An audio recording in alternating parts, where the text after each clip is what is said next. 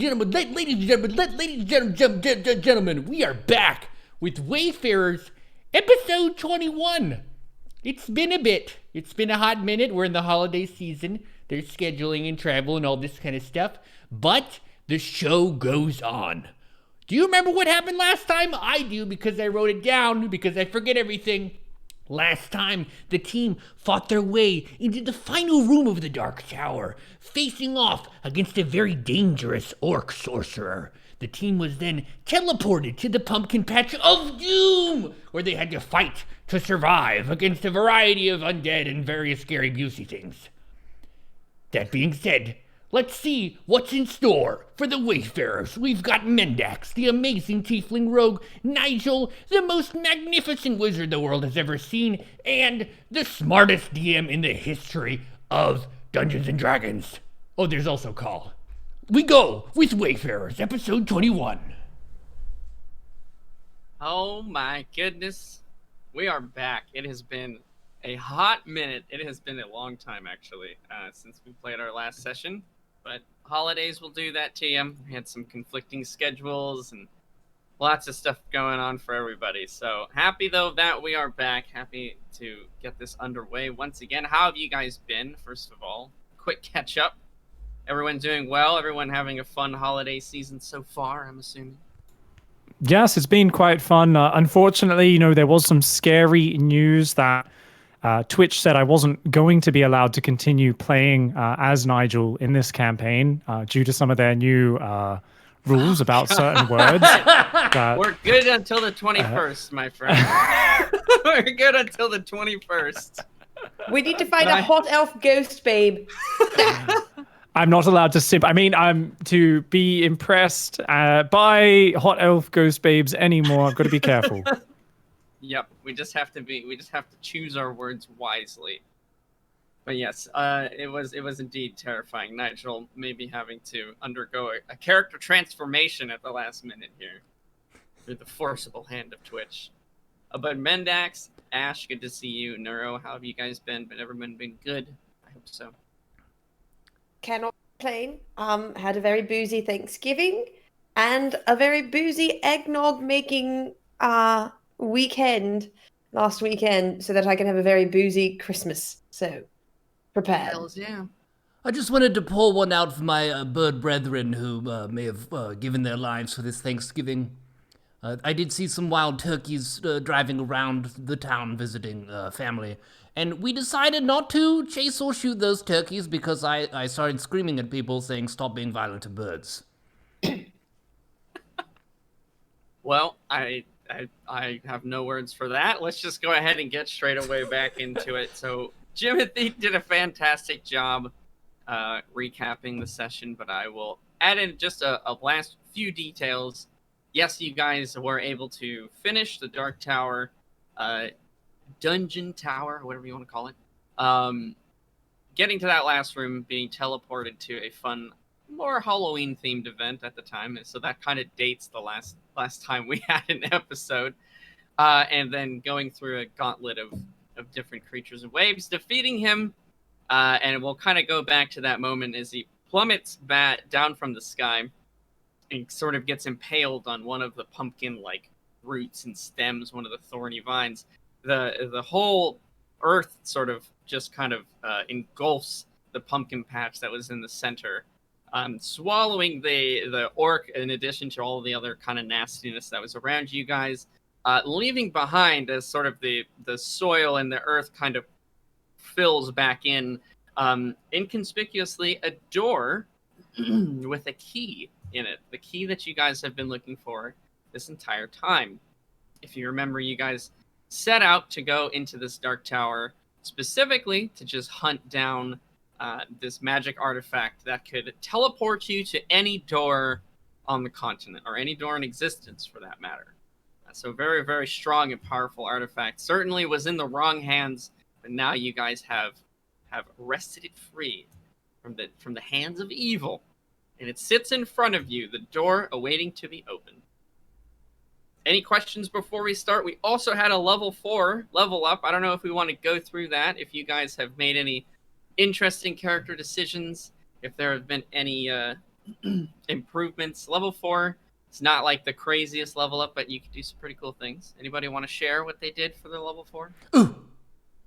Okay, let's call. What did you get, my friend? So level 4 for Barbarian, you get HP. I rolled a 4, and that's something. And then it's +4 because I'm a Barbarian. So I get 8 hit points. This puts me up to 56 maximum health, which is rather large. That's pretty good. In addition, I get an ability score improvement. And instead of going with the min-maxy sort of route of what's the best way to game the shit out of D&D, I figured, what did Carl learn? And how did he grow over these adventures? And he's gained a little bit of wisdom after singing and clapping along with chefs multiple times. And turns out people are more wicked and less friendly than he might have hoped. But he's a wizened bird now, so he's gained 1 wisdom. And he also, after arm wrestling with Brunt and just fighting orcs day in and day out, he's gained a bit of strength as well. I like it. I like the technique, you know. I like the style here. Choosing to look back on the adventures of Carl and adjusting his stats appropriately. That is awesome. Very nice. Anything else? You got the stat increase, you got the HP increase. I think that's it for level 4 for barbarians. Yes. Yep, nice. Very cool. Anyone else want to share their level up? They had time to finish it, or if you guys have done some of it? Sure. I mean, I've leveled up my HP a little bit. Was 25, now I'm 32, but on the internet it's still 28. And then I've also decided to lean into my tiefling blood and went straight for Infernal Constitution.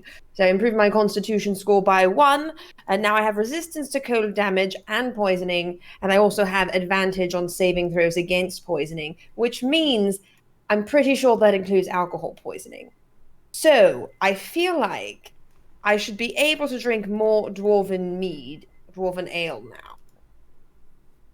We'll talk about it. I guess maybe the Constitution point will definitely help. But okay, I like the thought process there as well. So you went for a feat instead of the just straight up +2 ability scores. I like that. Feats are very cool. They add very, very specific advantages, but those advantages are usually pretty big. But they don't always come up all the time. Obviously, cold resistance, poison resistance is not going to be useful in every single situation, but when the time arises, it's going to kick some ass. I like it. And Nigel, of course, I am a mysterious wizard who does not share his growth. I'm very private about it. Absolutely. And some would say it was because he was too busy celebrating his victory and has not yet actually studied his next second level spell slot and is still choosing it. But they're liars. I simply am waiting for combat before I reveal my newest spells. You may notice my lats have grown a little bit after trying to row that giant metal boat through the lava as well, using that ridiculously heavy dwarven oar. So maybe a couple more hit points in the lats. Awesome. Okay, I take it. You all right? Then you can keep your secrets, Pig. We'll see what spells get unleashed in the next appropriate time. The real scoop is he just took a full level in Barbarian. Yeah, that would be. I just actually explained multi-classing a little bit to Ash, and I said, "Oh yeah, if you want to, you can multi-class. So it's very easy to do. If anybody ever wants to, take another level in another class, they're more than welcome to do so. It's quite a lot of fun. But I digress. Unless we have any questions or anybody wants to catch up with anything else, I think we can just move forward to what's happening in the Wayfarers' lives currently. Seems pretty good. All right. So we're back. There is a door sort of almost sealed or like implanted on the ground. It's not just like a door that's laying on the ground, right? It almost looks like it's part of the earth that's sort of near you guys. You're all standing very tired, pretty exhausted, actually, a bit worn out. You kind of went through a marathon of combat, sort of wave after wave of these bad guys and ghoulies coming to try and get you, but overall coming out on top. And the key is sort of just like barely. It's not like quite all the way into the lock, if you will, but it's just kind of half sort of sticking out, if you will. Anybody want to do anything specific? You guys recognize that is the key you're looking for. You are familiar with what it is supposed to do. You do not know technically how to activate it. Technically. I mean, it's a key. One could imagine. I do have proficiency in the arcane, but I believe this is more of a wizard's call. Yeah. Nigel, you want to do anything particular? You want to investigate it, or what would you like to do? I'm going to step forward and mumble mysteriously while waving my wand at it. Okay. Are you actually are you just trying to like look impressive? Yes, basically. Do you want to do like an illusion? Have some colors kind of surround and swirl around. You can totally do that if you want to ham this thing up. Go for it. I'm going to create a sort of shimmering in front of my wand between me and the portal, and just a little bit of visual distortion. Kind of almost like, you know, when there's like it's kind of like the above a fire like or something, or something. like a heat wave, yeah. Absolutely, and exactly as Nigel Pig explains here, he sort of steps forward very confidently, sort of regaining his composure, slicking back his sort of messed and tousled hair, if you will, and extends his wand towards the key in the door very seriously, mumbles a few words, and casts his illusion spell. To trick his companions into thinking he's actually doing something important. Call and Mendax, you guys see the air between the wand and the key start to almost hum and vibrate with energy, as you can see a distortion of some amount of force that is just peculiar. If you would like to, anybody who can see the illusion actually gets a chance to know that it is fake. So let me see here. What is that roll? Do you remember, Nigel? I think it's a I believe it's an intelligence check, if I remember correctly. If a creature uses its action to examine the sound or image, it is an investigation, an intelligence check. So if you guys want to, if you're kind of suspect of what Nigel is doing, you can roll an investigation check and it's against my spell save DC, which is 13. Yes. I rolled a 3. Okay, Call, you are bewildered and mystified by a level of arcane power that surpasses your understanding. A wizard's work is a sight to behold indeed. I could not even fathom what he is doing. Yeah. I'm going to roll as well. All right, go for it. Investigation. 5 + 5 = 10. All right, you as well. You this is beyond your meager rogue comprehension. This delves into the realm of a world that you have just yet to tap into. So Nigel, you successfully bewilder your companions, and your illusion remains undetected. What would you like to do now? And just to rehash, so there's just white light coming out of it. I can't see anything through it at all, right? The door is closed at the moment. Oh, it's closed. Oh, okay. I can't remember 100% how I ended the last episode, so I'm just going to say it's closed. Door is closed at the moment. Okay, yes. I sense no magical traps. I think it's safe. And I will reach forward and turn the key. Okay, fantastic. You let your illusion fade, and you reach forward, taking the key and sort of fitting it into the lock the way it's supposed to be. You turn the key, and as you do, the door sort of on its own starts to creak upwards. So if it's laying on the ground, it's coming up and back towards you guys. You give it some space, and it is sort of magically opening on its own here. And as you had suspected, a very brilliant and bright white light starts shining through the opening of the door, illuminating the area. And you guys have to kind of step back and shield your eyes a moment, because you've been battling in darkness for a long time in sort of low light. So it's a bit of a shock to your senses for a second. But as you adjust, you see it's the proverbial you've opened the chest, a big white light gleams out of it, and that is sort of what the door is doing right now. But no, beyond that, you cannot see where this leads to. You do not see any kind of environment beyond the passageway of the door. Nigel, what did you open this to? I'm not sure how one selects a destination. I don't know if this is simply locked on where we came from, or if it will take us somewhere else. This is a mysterious and powerful object, but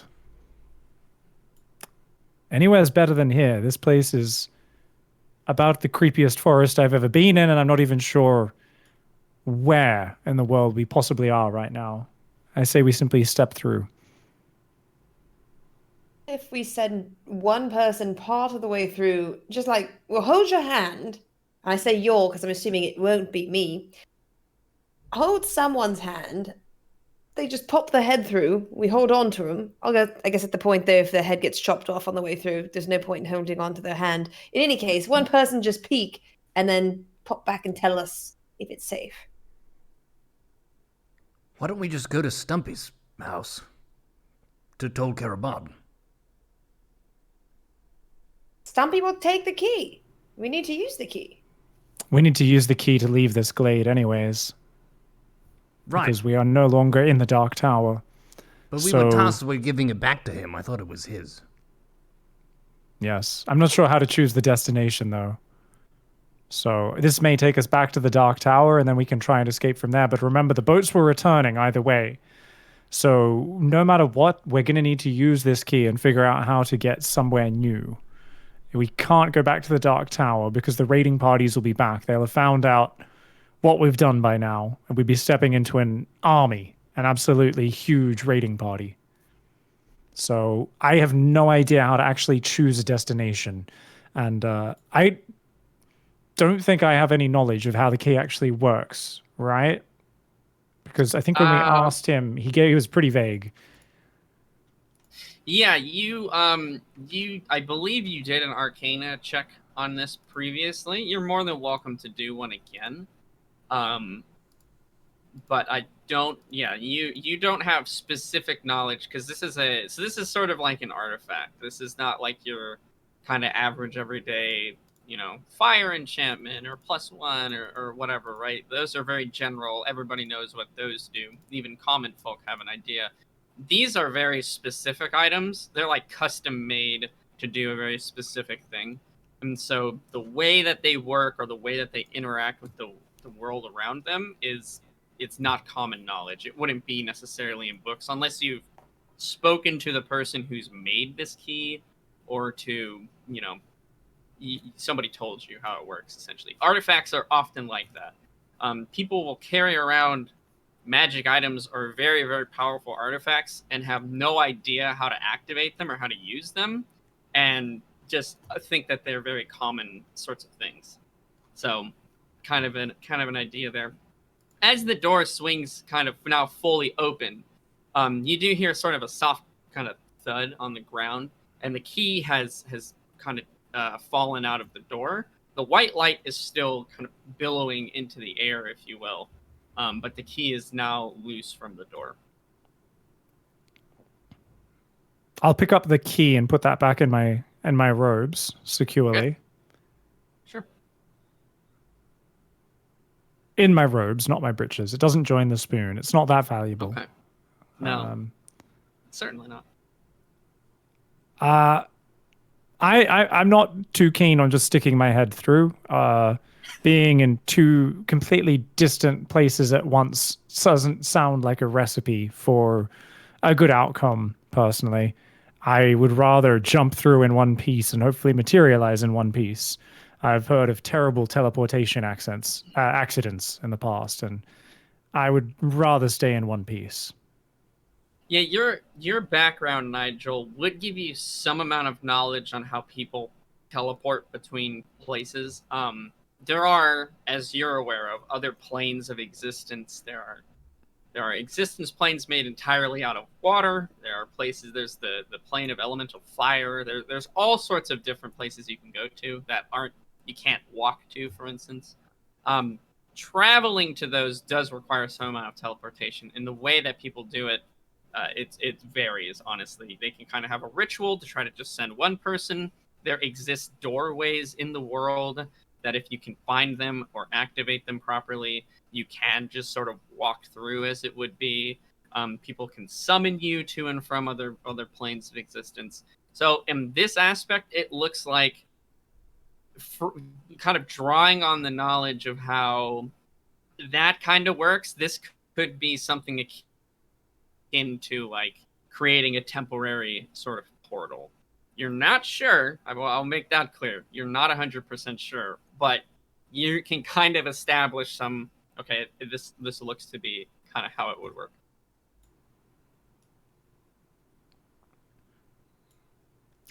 Fear not, then. Let's go through. Okay, who's going to go through first, and how are you going to do it? I will go through first. I don't give a fuck. Okay, fantastic. How would you like to go through? It is essentially a doorway in the ground. So are you going to jump in? Are you going to tiptoe in? What do you want to do? Give me some actions here. I would say with like shoulders rolled back, just brimming with confidence, with no awareness of what's behind the door, but knowing that it's a leadership moment, and I'll just maybe do a little jump in. Okay, absolutely. Call, you approach the door, confident, understanding that a decision needs to be made and someone must act. Who better than the noble Birdbarian? With a small hop, you sort of jump over the opening of the door, streaming with light, and yeah, you are consumed by the light, and he is gone. He disappears. I will confidently step through right behind him. Okay, fantastic. Same deal. Nigel, a bit more carefully, steps forward, and there's a tiny amount of hesitation that is just barely detectable, but you overcome that very quickly and sort of allow yourself to fall through the opening. Mendex, what would you like to do? Shut the door and walk away. No, I'm kidding. I'm going. Okay. You shut the door. The light is gone. You live here now. At last, I'm rid of those two fools. All right, well, I'm going to do a bit of a pirouette and then pop right in. Sure, absolutely. So you each, on your own accord, jump through the portcullis. We'll bust out some big words, and you are indeed teleported, alive and well. Call, you are the first one to appear on this new sort of plane of existence, realm, area. You're not entirely sure. It is very bright. There is light that is just essentially appearing all around you. The floor is completely white. It is not like a hard floor, but it's not like squishy. It's not like a cloud or anything like that. It's almost like soil or dirt or something like that. So you jump through, and if you can think of like a perspective change, so you jump through like this, and the way that you come out is sort of perpendicular to the ground, and so now you're kind of parallel, and you fall, if that makes sense. This is very complicated in my head, but yeah, you fall to the ground, so you're on your back now, but you're in one piece. You're alive. You're well. Everyone seems to follow suit fairly quickly. Nigel kind of jumping in afterwards here. He falls his way through and lands on top of Call. Mendax, you do the same, and you land on top of Nigel. So you each sort of crash into the other person laying on the ground below you. But you each in your own turn sort of shake it off and roll off of each other and get your bearings a little bit. You each stand up, and yeah, a very similar description to what I told Call here. It is very bright. It's not offensively bright. You don't have to shield your eyes or anything like that anymore. But there is just light, the source of which you cannot determine. There's no sun. There's no sky. Everything is just a sort of just white. But you can tell that there is space. Like there, you can see dimension in front of you. When you look behind you to see where the door is, that has disappeared. So there's no frame, there's nothing like that. You're just essentially in this blank canvas of a land. What would you like to do?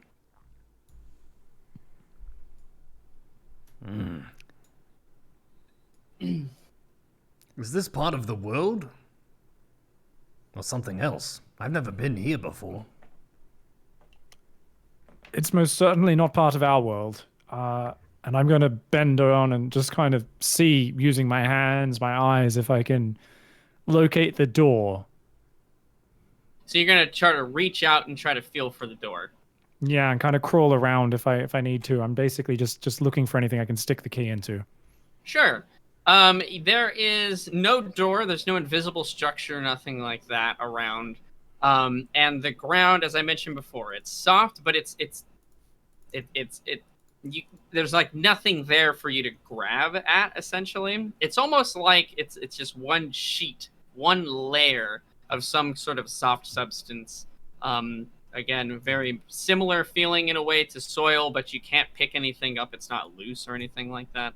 It's almost like it would be a cloud, but you're not like falling through. It's not airy and light or anything like that.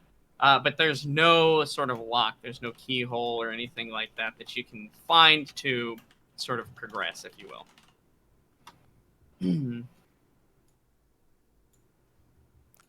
We are on another plane of existence of some sort. This is clearly not our world, unless it's one of the very few incredibly enchanted places to have almost no bearing on our own or resemblance of our own reality.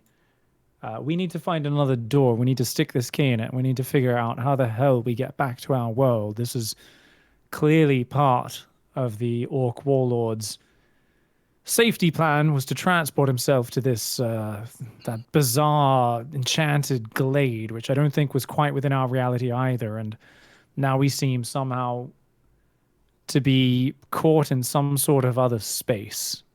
I don't have much experience with this. All I can say is we need to get back. We need to get back soon. I doubt we'll be able to find any way to survive or feed ourselves if we stay here long. I have an idea. Do you want to know the idea? I would like to know the idea, for sure. I await eagerly. Well, first I want to jump up and down to see if the gravity is the same and then smell what's around. Absolutely. Very solid ideas. Yes, the gravity seems basically the same. You swear for a moment you've jumped a little bit higher than you have before, but who knows? Maybe that could just be you being a little bit stronger now. There is no particular odor of the area besides what you can smell from your friends and yourself. What about if I turn and I go, caw? Does it echo? Oh, yeah. No, it doesn't. It kind of just carries off in that direction as if you were in a massive field. It seems that we're trapped in a massive field. Sure. So I had an Something idea. like that. I had an idea for the key, for how it might work. Do you think What the do you key suggest? speaks common, or do you think it reads our minds? I was just thinking, what if you held onto the key and closed your eyes and said, "Dear key, please take us to Tol Karabad. Thank you, O wise key. A room for 3." And then maybe it will work. Well, trying never hurt anybody, I guess. Yes, it did. I tried. Lots of things that hurt. We've tried many things. I think the risk is rather minimal with this one. Okay. I am Also, wouldn't there be going to- room for 4? Oh, for goop? That's right. Yes. Thank you. How dare you, sir? It rhymes better, key and 3. It's just, you know. Any suggestions, Goop? He'll acknowledge that you said his name and kind of give a short wave. Fantastic. Very helpful, Goop. He approves. One of day this we're going to have plan. to put you in school. All right. I'm going to close my eyes. I'm going to visualize a large hardwood door in a stone frame. And I'm going to imagine that and us opening it up to Tol Karabad into the palace. And I'm also going to ask at the same time. All right, let's go. shoulder and my other hand on Goop, I'm doing this. just in case. I'm holding the wand in one hand just for, why not, and the key in the other. Okay. Yep. Key, please take us back to Tol Karabad. Yeah, you say these words, you concentrate your hardest, you're each sort of unsure what's about to happen. You're kind of a little tense because you guys have never teleported really before too well. Nothing happens though. The key does not seem to do anything. You do not feel any energy radiating off of it. Nigel, you do not feel that this is the way the key was intended to be used. Well, some say there's no sense beating a dead horse. However, I think there's also no harm if it's already dead. So I'm going to create an enchantment of the exact door that I just visualized now, an illusion, sorry. And then I'm going to repeat the process. So I'm going to conjure up a sort of stone frame with a big hardwood door in front of us, a large kind of iron wrought, what's the circle thing? Door handle, like an old school door handle, a knocking type thing on it, yes. And once again, all right, key of teleportation, please take us to Tol Karabad. And I'm going to insert the key into the lock of the illusion, which happens to perfectly fit Who Knew because it's made of light. And what happens? I really like the creativeness and the ingenuity of the situation. Do you tell your friends what you're doing? That you're gonna make a door, or do you just do it? I just kind of conjure it up, but I'm not trying to hide what I'm doing. Sure. So you're making it very obvious that this door is fake. Yes. Okay, got it. Fantastic. No, very very smart. I like it a lot. You put the key into the lock of the door and you turn. In your head, hearing kind of a click, but nothing happens. Unfortunately, there's no shining light. There's no passageway to the other side. As you do that, though, Call and Amendax, give me a perception check.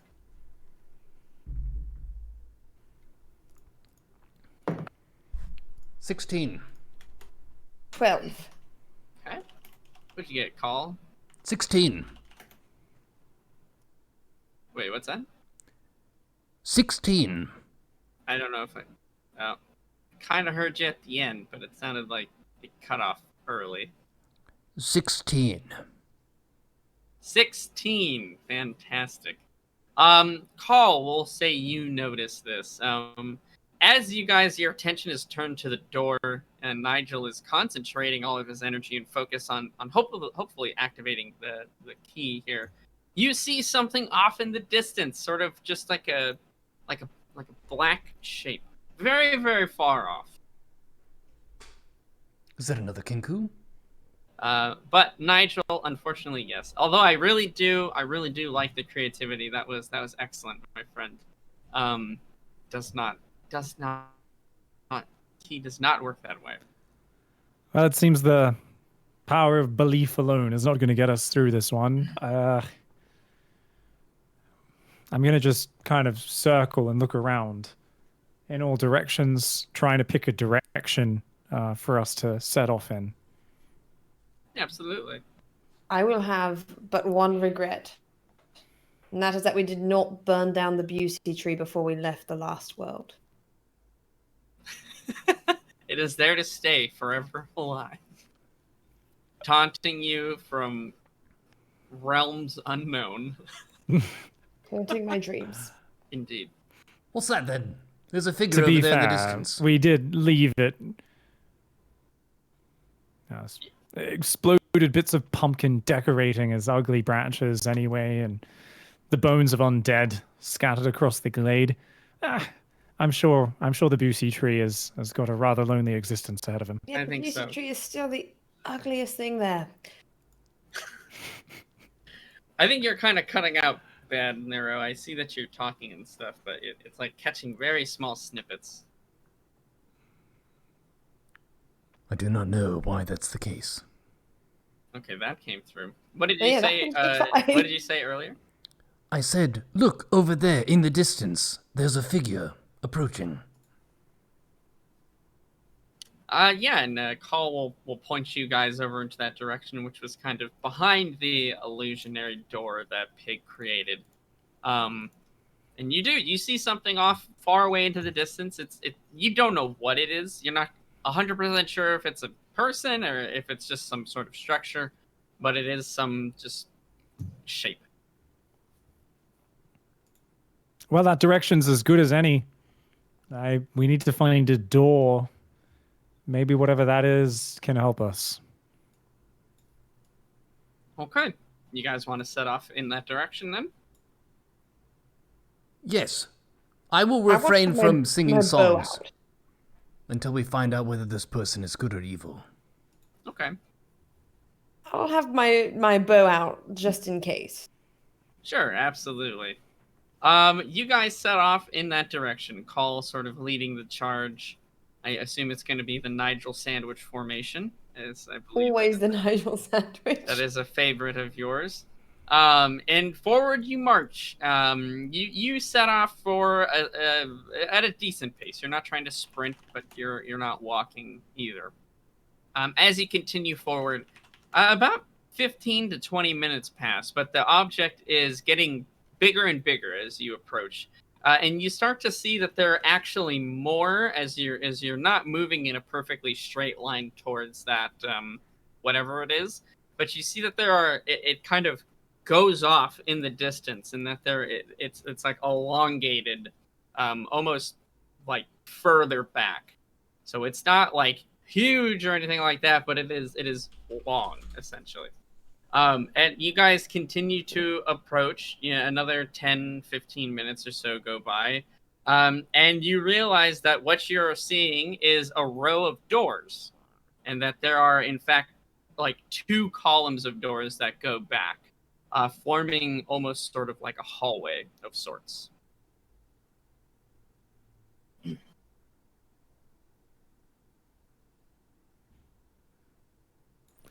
Well, we were looking for a door. I wasn't expecting so many doors. I guess we might as well get going, though. Time for a little bit more Paradox. experimentation. I think we Which do. door do we pick? We do need to stick together, because if we go in separate places and only one of us has the key, then we would be stuck. That is true. So it's best to maybe yeah. look. We could just open and look. Can we see? So you guys keep moving forward.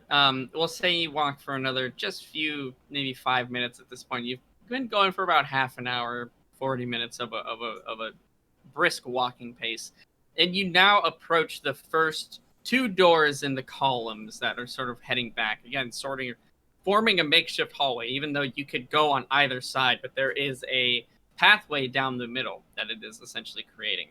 And you see that every one of these doors, they're sort of just lined up next to each other. Every one of them is wildly different. The first one you see is extremely ornate. There is a very, very nice sort of red finish with golden sort of trim around it. There's a crystal doorknob on that one. The one that's right next to it is sort of this sort of thatched together, almost looks like straw and rope that's been sort of just meshed together to try to create some sort of makeshift door. The one that follows after that, for a second you think that there is a blank space there, but you realize it's actually just a very, very small, tiny door. It looks like it's about the size for like a mouse or something like that. Next to that door, there is just a sort of plain-looking stone door that has some dwarven carvings that are in the side. But as you look, every single one of these doors is just wildly different, all of them seemingly completely just placed around randomly.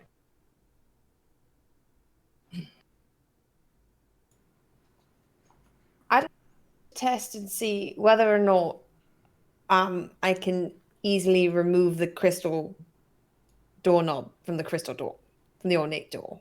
Okay, sure. You reach out and touch the handle of the first door. As you do that, the ground beneath all of your feet begins to quickly accelerate forward, as if you're on one of those, like, at the airport, they have like those tracks that move so you can just stand on them, essentially. That is what's happening. The doors are now rushing past you very quickly. You sort of have to step in so that you don't hit into one of them. And you are sort of propelled forward at an alarming speed for a decent amount of time, about 30 to 45 seconds, as you're sort of just trying to keep your bearings. The wind is sort of rushing through your hair, and colors are just blurs of these doors that are all just passing past you. Eventually, though, again, after maybe 30 seconds, you are stopped, as there is some sort of structure in the middle of this makeshift hallway that looks to be like a desk. And you are suddenly and abruptly stopped, which kind of throws you off balance for a moment. Let's actually, you know what, we'll do some dexterity checks real quick. We'll see how off balance you guys are. 11 plus 3 is 14. Okay. A 15 plus 3 is 18. Alrighty. How about you, Nigel? 8 plus 2, 10 for me. Okay, so the 15 and below, which is, I believe, Call and Nigel, you guys are sort of thrown off your feet as you clamber forward and fall to the ground in front of the desk, sort of bumping into it a bit. From that quick and brief encounter, you can tell the desk is very, very cemented into the ground, and that is made of some sort of hardwood. This is a good desk. Mendax, you as always seem to keep your balance, so you are not thrown into the desk. You see that there are a few things on top of it. There's a book, and there is like a little nameplate. And on the nameplate, it says in common, Snorri Dorison.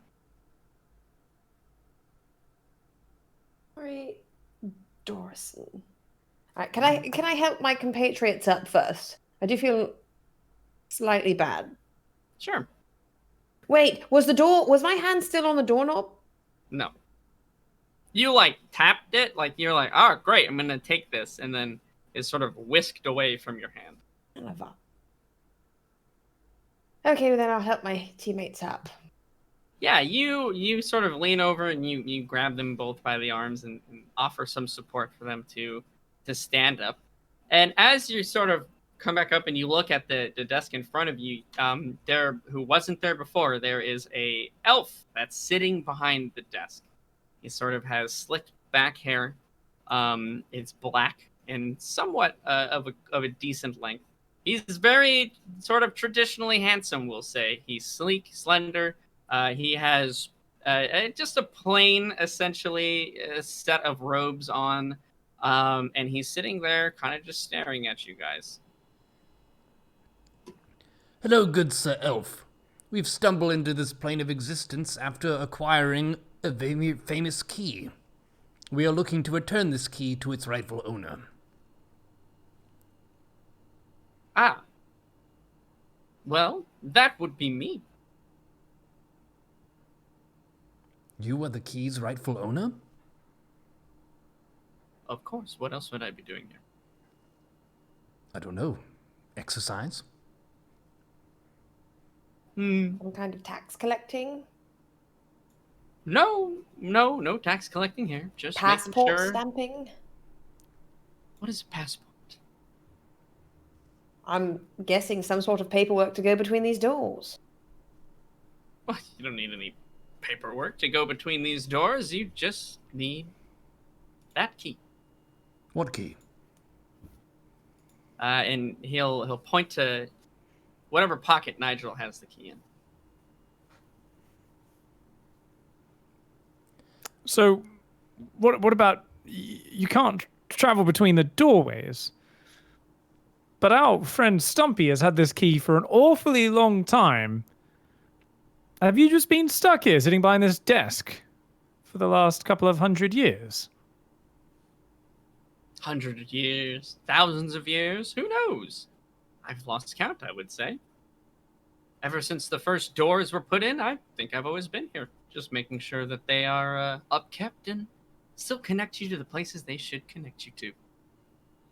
No, that's a good commitment to your duties as a doorman. It must be very exciting and fulfilling profession. I can see you've got good reading materials here as well. I'm not familiar with that particular tome, though. What's it about? Is it a good read? Yeah, you look down at the book. It's open, and there's essentially it looks it's blank pages essentially, but words are forming very rapidly in some kind of ink, almost as if they're being written down by some invisible pen or quill or whatever. But you can read them. You can very quickly kind of catch snippets. And it reads like one of the lines that you see. It says, "Location: the Inn of the Drunken Seahorse. Door to the back closet slammed shut by Wilford." And then sort of another few lines down, you see, "Location: Corrupted Spire.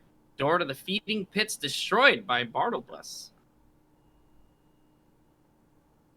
And he'll say, "Oh, this is how I keep track. This is how I make sure all the doors are operational." You don't think that doors would just work on their own, do you?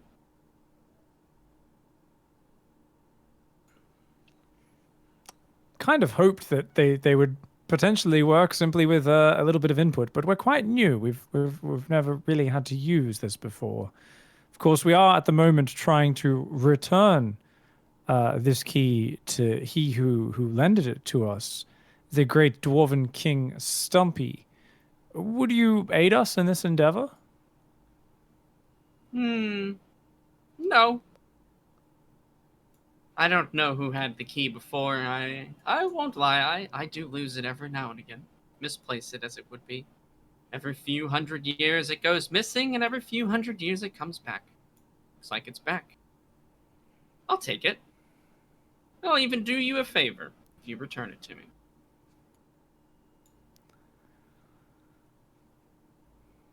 What favor is that? I'll let you use one of the doors. Will you help us find the door to the location that we want, or will you just let us pick one at random? Depends if you give me the key back. But we would be failing in our mission, the entire point and purpose of what we set out to do if we gave you the key. Well, that is quite a conundrum. So if Tell me, Stumpy had something that didn't belong to him... And he'll kind of just nod his head. Exactly. Precisely, in fact. This, as you could understand, shouldn't really be used by just anyone, right? I mean, I don't have too much concern for wherever it is you all come from. But I would assume that having such an item might cause some issues. Should it be in the wrong hands? And this, Stumpy, you say? Whoever he is? He lost it? Is that right? This isn't some Stumpy whoever he is. This is the king of the dwarves of Tol Karabad. He is both a hardened and righteous ruler of his people, who were recently riddled with the plague that was sent to them by orcs. And we were tasked with this mission for the security of his entire kingdom. Please, whatever you do, good Sir Elf, don't talk shit about Stumpy. It's not talking shit, as you would say. Just simply stating the facts, my friends. Dwarven kings, they come and go. I've seen many. In fact, this Tol Karabad, well, let's take a look. And he'll sort of just move his hand slightly towards the book, and it'll flip through just, dozens of pages at a time, and it'll stop abruptly. And he'll look down. Ah, yes. Your King Stumpy seems to be quite a night eater. He is a bit hungry, raiding the pantries of the kitchen. It says so right here. And he'll point to a line, and it'll say, "Location: Castle Kitchen of Tolkarabad. Door recently quietly closed by stumble.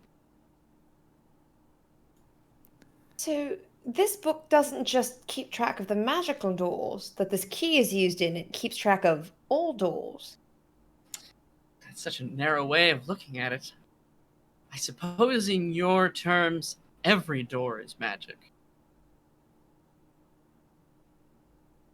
No, that would be your terms then. Just does it so if I walk through my bedroom door, if I had a home, which I don't, but if I did, and I was in my bedroom and I walked from my bedroom door into the hallway just by grasping the doorknob, turning it and walking through, would that end up in your book? Of course. Every door opened and every door closed ends up in this book. Every door anyone ever makes and any door anyone ever destroys. What Everything if that it happens. doesn't have a physical door? What if it's a doorway, but without a physically swinging door? Sure. Like the opening to a cave. Well, that's not quite a door. Fair enough.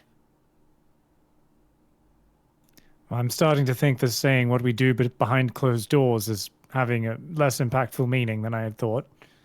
I must say it's quite disturbing to think that your little tome there potentially knows everything I've ever done with the door closed, and I'm not sure. It feels a bit like an invasion of my privacy, to be honest. Not sure I'm quite comfortable with that, but to be fair, this is a powerful artifact that you have. Who are you? I am sorry that we have not properly introduced ourselves. I am Nigel. We are the Wayfarers. I am a young wizard. Here is Carl, our great barbarian warrior, and of course, Mendax, the powerful archer and one of the best stage actors that you've never seen. And single. Yes, delighted to meet all of you. I'm sure.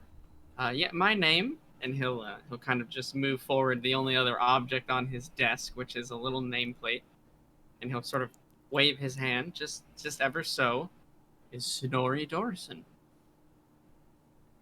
It's good to meet you, Mr. Dorson. Yes, And, and likewise. Your parents chose that name. It seems like a rather odd name for an elf. Well, this is quite a difficult situation. I don't really have parents, and I'm not really an elf, if you catch my drift.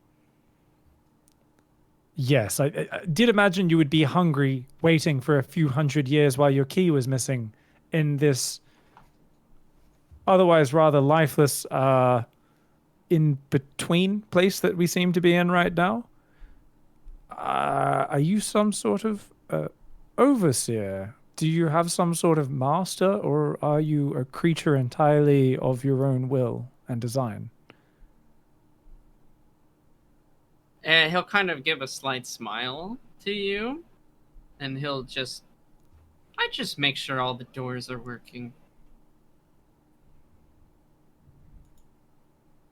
That's all you should really be concerned with. Doesn't matter who I answer to or why, so long as the doors work. Who cares? I am simply fascinated by this place and what great technology you seem to harness here. What great power.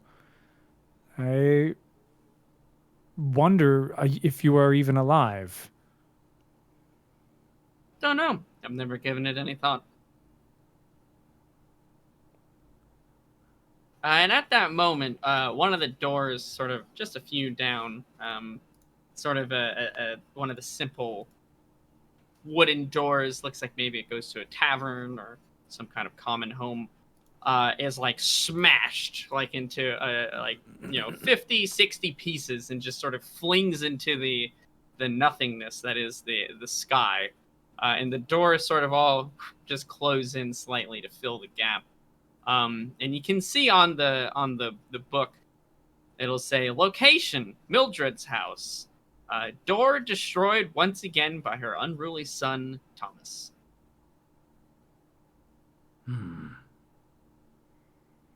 This is rather fishy. First of all, I'm a little bit confused at the nature of the reward you're offering us, which would be what we would be able to do with the key anyway. And we brought the key here. So the reward you're giving us would be less than if we didn't take you up on the offer. I'm a little bit confused. I could understand why you would be confused. And he'll look at Nigel and he'll say, surely you see the situation that you're in. I could let you take one of these doors at random. Who knows where you might end up? Or I could let you pick the door that you'd like to leave. One way or another, I'll have the key in the end, and you'll be gone. And that's all I really care about. It's not very hospitable. I'm a not very hospitable person.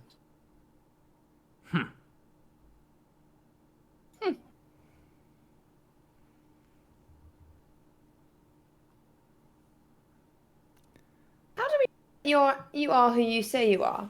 How do we know that you're not just an elf that's been trapped here for a bit, sitting behind a desk that he found, looking at words appearing in a magical book that you do not control? You don't? Well, I think before we would ever make any kind of deal, we would need to be shown that you can do what you say you can do. Otherwise, we could just be handing the key over to somebody who would just walk through a door and leave us here behind this desk. And no offense to the desk, I just like mine to be a little more gilded with more booze in the drawers. I'm assuming you don't have much booze in the drawers. He'll kind of just respond to your first, the first part of your inquiry. He'll say, well, that's a shame. Make yourself at home. You're welcome to stay as long as you like, although I don't know how well that will go over for you.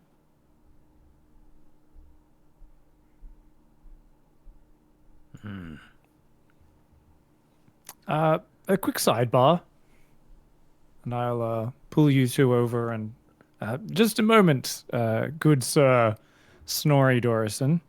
Oh, yes. Take your time. I'll be here all day. And he'll kind of... All right, so the way I see it is you can go on a little bit of an adventure and hop in a door, see where it takes us, hop out, hop in, hop out, and hopefully we can figure out on the fly how this key works, and all sorts of possibilities may be open to us, but I'm not sure if we'll be able to make it back here to this crossroads, I guess we could call this place.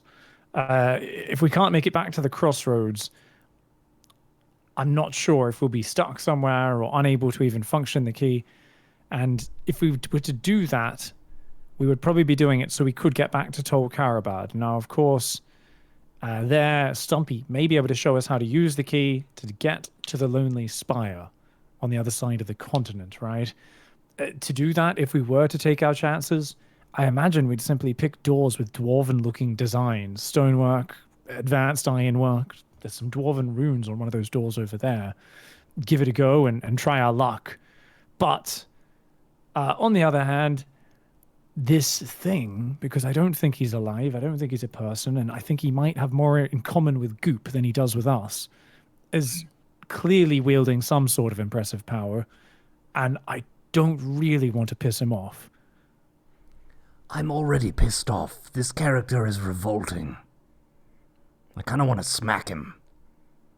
I don't mind him. There was no gratitude whatsoever that we brought this artifact legendary key right to him. It was a just sense of entitlement of pass it over now and be gone. I'm a little bit rustled and upset. Also, he wasn't very kind in his description of Stumpy, so I'm a little bit upset. I would like to counter that with he's hot, though. And I would so we got also checks in both categories. I would temper your anger at his behavior, Carl. I don't think a hurricane really pays heed to the people that it crushes beneath us, and I believe we're dealing with something beyond, honestly, my comprehensions. I'm not sure if he's some sort of deity, some sort of supreme power, or simply some sort of magical artifact on a different plane, but he clearly has some sort of power beyond us, and I think he basically disregards us. At least he's putting on a damn good act of it as being meaningful things. I think if we were to try and maybe instill some respect in him, it might be a little bit like watching a small child try and fight the waves at the beach. Throwing sand into the ocean is not going to have much effect, and I don't think your halberd's going to do much to him either. Although he's not very omnipotent, is he? Because he keeps continually losing this key. If it's so important and he wants it back so badly, why does he keep putting it in places where people who don't even have the key can somehow find it and get to it? Yes, that's a good point. Speaking of which, do you think he's reading our conversation right now in that bloody book of his? I'm going to look over at him. Yes, I am. Oh, you sneaky bastard. Can you give us some privacy, please? Can you close the book and stop reading it for a moment? It's common decency. Oh, wait. Oh, you want me to close this book? You say that like it maybe is a little bit more meaningful than when I say close my spell book. Oh, I mean, I suppose. Just a little bit, maybe. Well, I don't know. Would it be meaningful if every door in the world just stopped working? Scratch that. Universe. Reality. All planes, everywhere. Just every door, just... no more. Don't do that. Don't know. That's probably not a good thing. Can you close your eyes? Is that even a thing? Are you able to just not invade our privacy for one moment? Sure, why not? And he'll just kind of put up hands in front of his eyes and hum. I'm this close to going into a rage.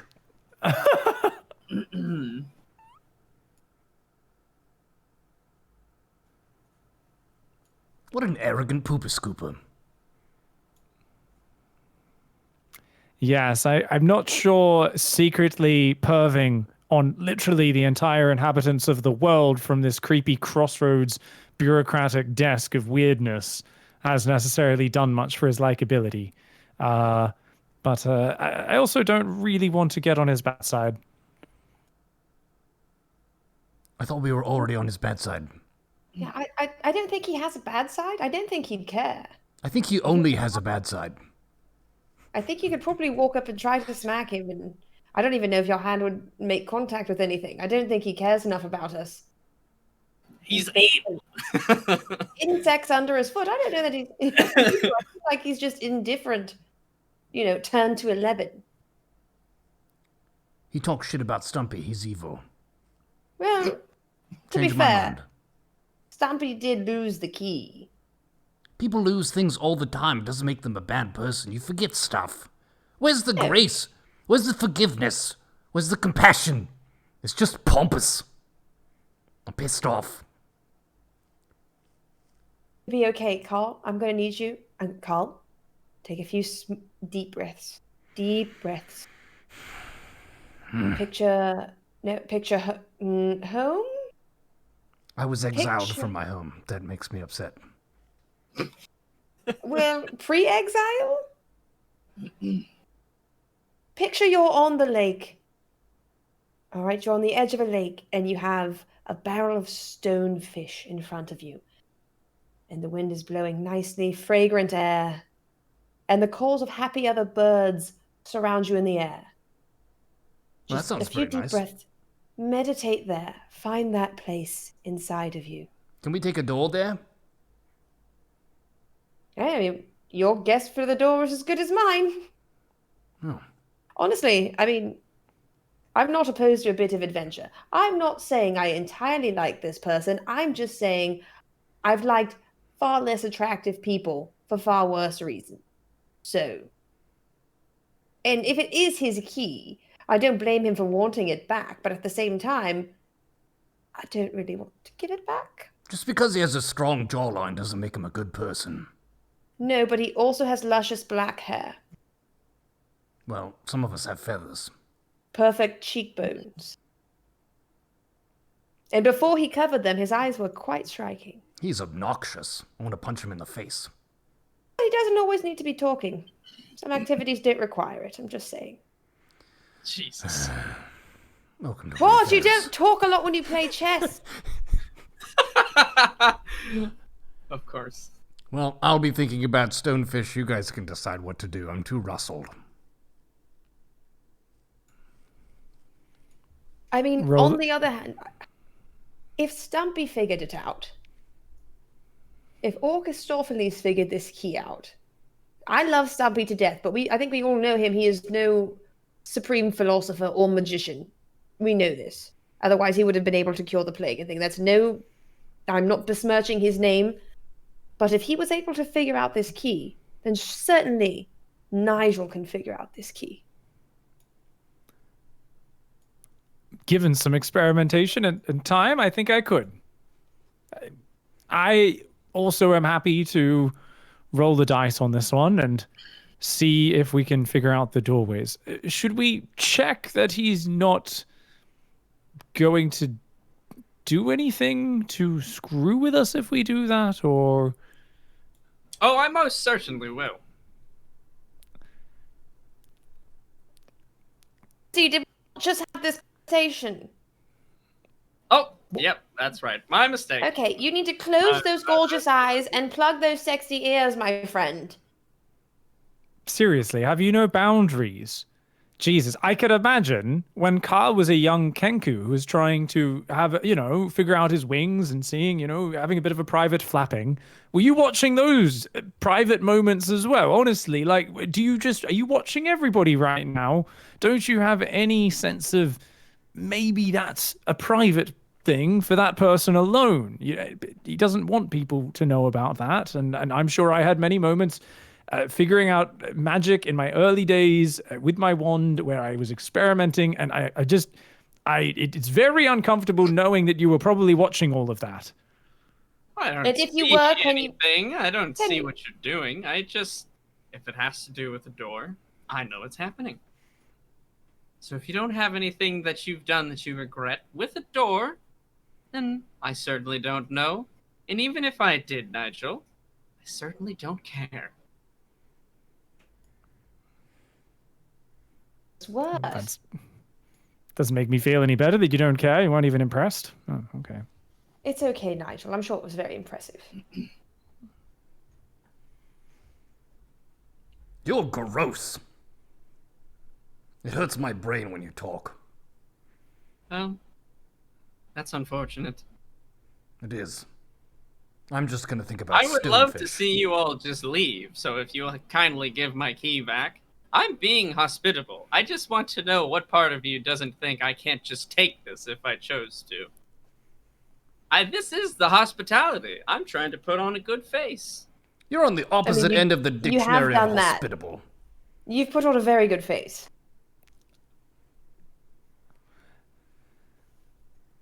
I'm not falling prey to your charms. I see your tricks. Can you tell me this, good elf door man, crossroads guardian? Why did you let Stumpy keep the key and some of these other mortals when hundreds of years it's gone? Can you not step out of here? Couldn't you simply go and retrieve it? I don't know. I've never tried to leave. It's never occurred to me. Really? You've just been living in this little box the whole time. Why don't you try it? It's quite a big box, and I don't know if living is the right word, but sure, why not? I don't care to. Just Why? doesn't have On the any ocean. interest to me. The ocean on a calm day, when the sun glistens off the waves. It's much more beautiful when you see it than read it written in a book. Not the same. Have you never tasted sweet, ripened fruit right off the branch? So sweet, and have the juices just dribbled down those lips, and then I would watch you lick it off of your... And I'm sorry, have you never had fresh fruit before? No, I don't eat anything. Because you don't need to? Or... But it would just be... It's not because of a need. It's an experience. And you're sitting here behind a desk and you're reading it all, but you're not experiencing it. That seems a shame for someone so powerful, to know so much, and have lived so little? Well, I suppose that would make sense. But if I were to leave, then who would tend to the doors? If they're left untended, then, well, I don't know what would happen. I've never left them, and I don't mean to. I don't think you want me to either. You don't take your boy with you and simply tend to the doors someplace else.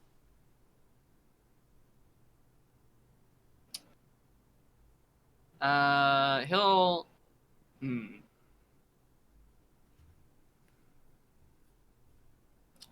He'll think for a moment. You know what? You're right. There are other places I could certainly be. What were one of those you were talking about? What are the places I was talking about? Yeah, what was it? Fruit or beaches or something? Where do you want to go? What is this ideal place you're talking about? There is a place, and it is a marvel of architecture. And when you stand atop it, you can see for miles and miles as if you were in the sky. And it's the Great Spire. It's where Nigel was born and raised. And Nigel could probably tell you even more about its glory. I've read about it, I've always wanted to see it, and I believe that going there would be a fantastic experience for you. Can you imagine standing at the top of a spire, just feeling like you're flying? Magnificent. Sure, I certainly could. And he'll just kind of snap his fingers, and the landscape around you dissolves away, and you guys are now on the top of the lonely spire, which is unnaturally so. You're all sort of levitating or standing there. It's almost you're in like a looking glass, standing on like a glass ceiling, if you will. Where is the wind? Here we are. Where is the wind in your hair? Where is the sun on your skin? There is no warmth. There is no movement. There's no sound. There's no life. It's the same as looking at a picture in a book. All right. And he'll go, sun, wind, and then like audience laughter. Anything else we're missing? Well, I don't think the audience was there. Oh, all right. I think we're also missing a gaggle of very attractive men bringing us trays of fruits and beverages. Not quite sure that's correct, but I mean, sure, you brought why an not? audience in. Why not? And he'll summon up exactly that. We'll say 10 shirtless humans that are walking by with fruit and beverages. And now there's actually one, you're missing the most important thing, which is one of you standing amongst them, enjoying those fruits and enjoying the view. Humans. Mortals, I should say. So tedious, so boring. And he'll snap his fingers back and it'll go back to the white plains of just, the environment the way it was before. I could have any of those things. I simply don't want them. I don't care for them. It's not for me. It's for your folk. For your kind. All I want is my key back and for you to leave me alone. Is that so much to ask for? Is that so hard to understand? Don't you want to be going off to whatever it is that you're doing? Don't you want to be going into whatever door it is that you'd want to go to? I'll bring you there. I'm trying to be nice. How about to sweeten any particular deal? I think a kindred spirit here of yours, this is Goop, and similar to your undying desire to simply maintain these doorways and these paths between these different areas, he simply wants to make amazing music and heal his friends up from any grievous wounds in combat. And what would be really cool is if you could maybe teach him how to do some more fantastic magic to make his friends even stronger and more powerful in combat. He'll kind of glance over at the construct. That's the smartest person in this room, probably, besides me, honestly. Stonefish, stonefish, stonefish, fresh stonefish. I don't need to teach him anything. I have nothing to teach him. Last chance. Key? No key. Mendax, it's your call. I think we need to decide right now, though, or Carl's going to make a decision for us. Stonefish. I mean, I feel like we're both on an adventure tip right now. So you wouldn't mind if we just used the key a couple times and brought it back to you later? You're more than welcome to certainly try. You're more than welcome to shut the fuck up. Well, stop talking to me then and give me my key, and I'll be happy to. Enjoying your company, though, at this point. I find the conversations riveting. Sure. I might... So, when we're here, are we timeless? No. So we will age. Yes. I've already aged 15 years just talking to this creature. But I mean, a few good years left, and I feel like hanging out with him might not be such a bad idea. Just learn a lot. And just talk all the time. Okay, new plan. We're going to go, me and Carl, we're going to try a few doors, figure out how the key works, see if we can go talk to Stumpy. We'll definitely come back. And as collateral, we'll leave our Mendax with you. She can teach you a little bit about the passions of life, and you guys can get to know each other. We'll leave some supplies here, and maybe we can come back, and then you won't need to screw with us while we're using the keys, because you know we'll bring it back. Or you could screw with some of us. Well, I certainly wouldn't take the word of people I just met. And I said you could try. I didn't say I was going to let you try. I mean, you could try to do anything. Did you really think I was going to let you leave? That's pretty... Even I think that's pretty funny. With the key? No, I'm afraid that just won't do. Nigel, you're the most, seemingly reasonable. Got a good head on your shoulders, I can tell. Versed in whatever magics you think your world has that are important. That's great. See reason, my friend. You know what it is that you're talking to. You know who it is. Or at least have an idea, I'm sure. Don't you think you should just give me the key? I don't feel quite so safe in this sandwich anymore. I might... I've seen some stuff, but... Listen, we boarded a ship over lava, right? Very hot, ouch, ooh, ow. Crash landed, beset upon all sides by orcs, fought our way to the Dark Tower, set upon all sides by orcs again, not to mention the gargoyles, various enchanted doorways and magics, nearly murdered by a chef again, all kinds of various experimentation and plague rats and so on, and additional orcs, and then a sorcerer, and then we got teleported to the pumpkin patch of doom, and now you want us to just hand it over. Yes, that would be correct. Perfect. Stonefish. Yes, I saw your adventures, your chronicle, if you will. You're very rough on those doors. I don't know why. I think you even broke one of them. And he'll kind of wave his hand slightly again and go back. Oh, yes, you did. Yes, we booby-trapped one of those doors and it worked well. The body of our foe technically broke the door. Mm-hmm. It wouldn't be a complete loss if we were to give up the key now. I mean, let's be real, having a ancient relic of teleportation to take us around the world, we could get to where we're going. We could get him to take us straight to the spire. I mean, when we went back to Tol Karabad, if we were to get a reward, we're still relying on Stumpy then sending us to the Lonely Spire as well. I mean, we can still continue to pursue our adventures and keep ourselves intact. I don't think it's too late to get out of this. Certainly not too late. Tell you I'm how very Stumpy patient. came into possession of the key. I don't know. Us, how Stumpy came into possession of the key. Sorry, what was that first word you said? Oh, sorry. I said, could you tell us how Stumpy came in possession of the key? He'll just kind of shrug. I don't know. It's been gone for 50, 60 years now, something like that. Like I said, key manages to find a way into your guys' realm every now and again. I'm sure it'll turn up eventually, whether it's in your lifetime or not. Who knows? But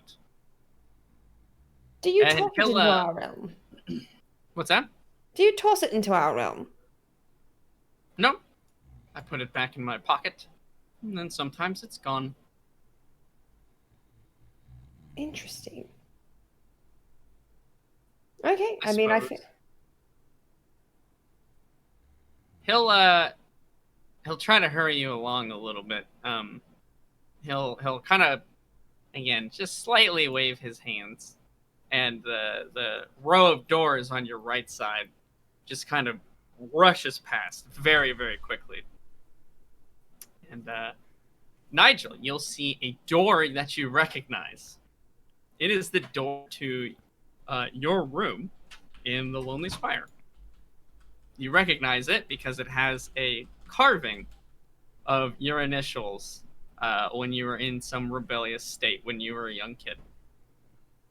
It's right there, Nigel. NB. The Nigel Badass. That's what I always wanted everyone to call me when I was 13 years old. It was a little bit of a phase.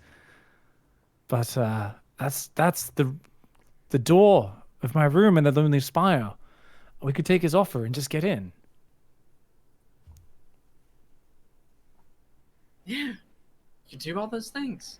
And as he demonstrated, his powerful magics could just as easily bamboozle us and drop us into lava. You're absolutely right. But I mean, you could trust me, right? We just met you, and as you said yourself, you would never trust somebody that you just met. Sure, I suppose that's reasonable. I don't really see what choice you have. We have lots of choices. I could vomit. Yeah, go for it. If it's gonna make you feel better. Nothing can Does. make me feel better in your presence. Well, then leave. I would be more than happy to expedite that. Give me the key, and away you go. We'll never have to talk to each other. Never have to see each other ever again. Hmm, Doesn't that sound lovely? not really. That's a shame. Stonefish.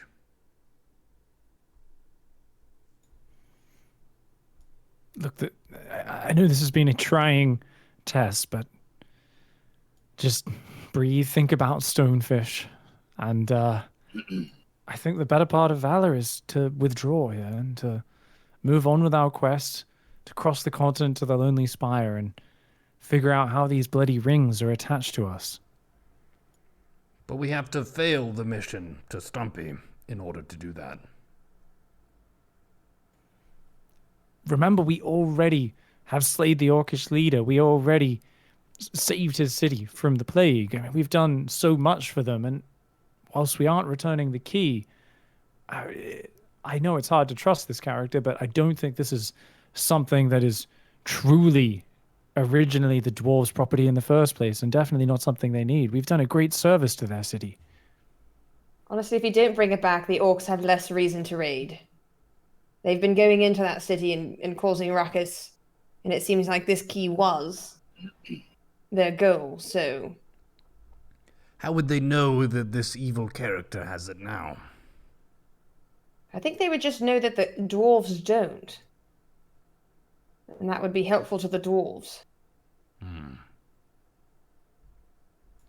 Cinery, if we were to give you the key back... Snorri. Snorri. Snorri.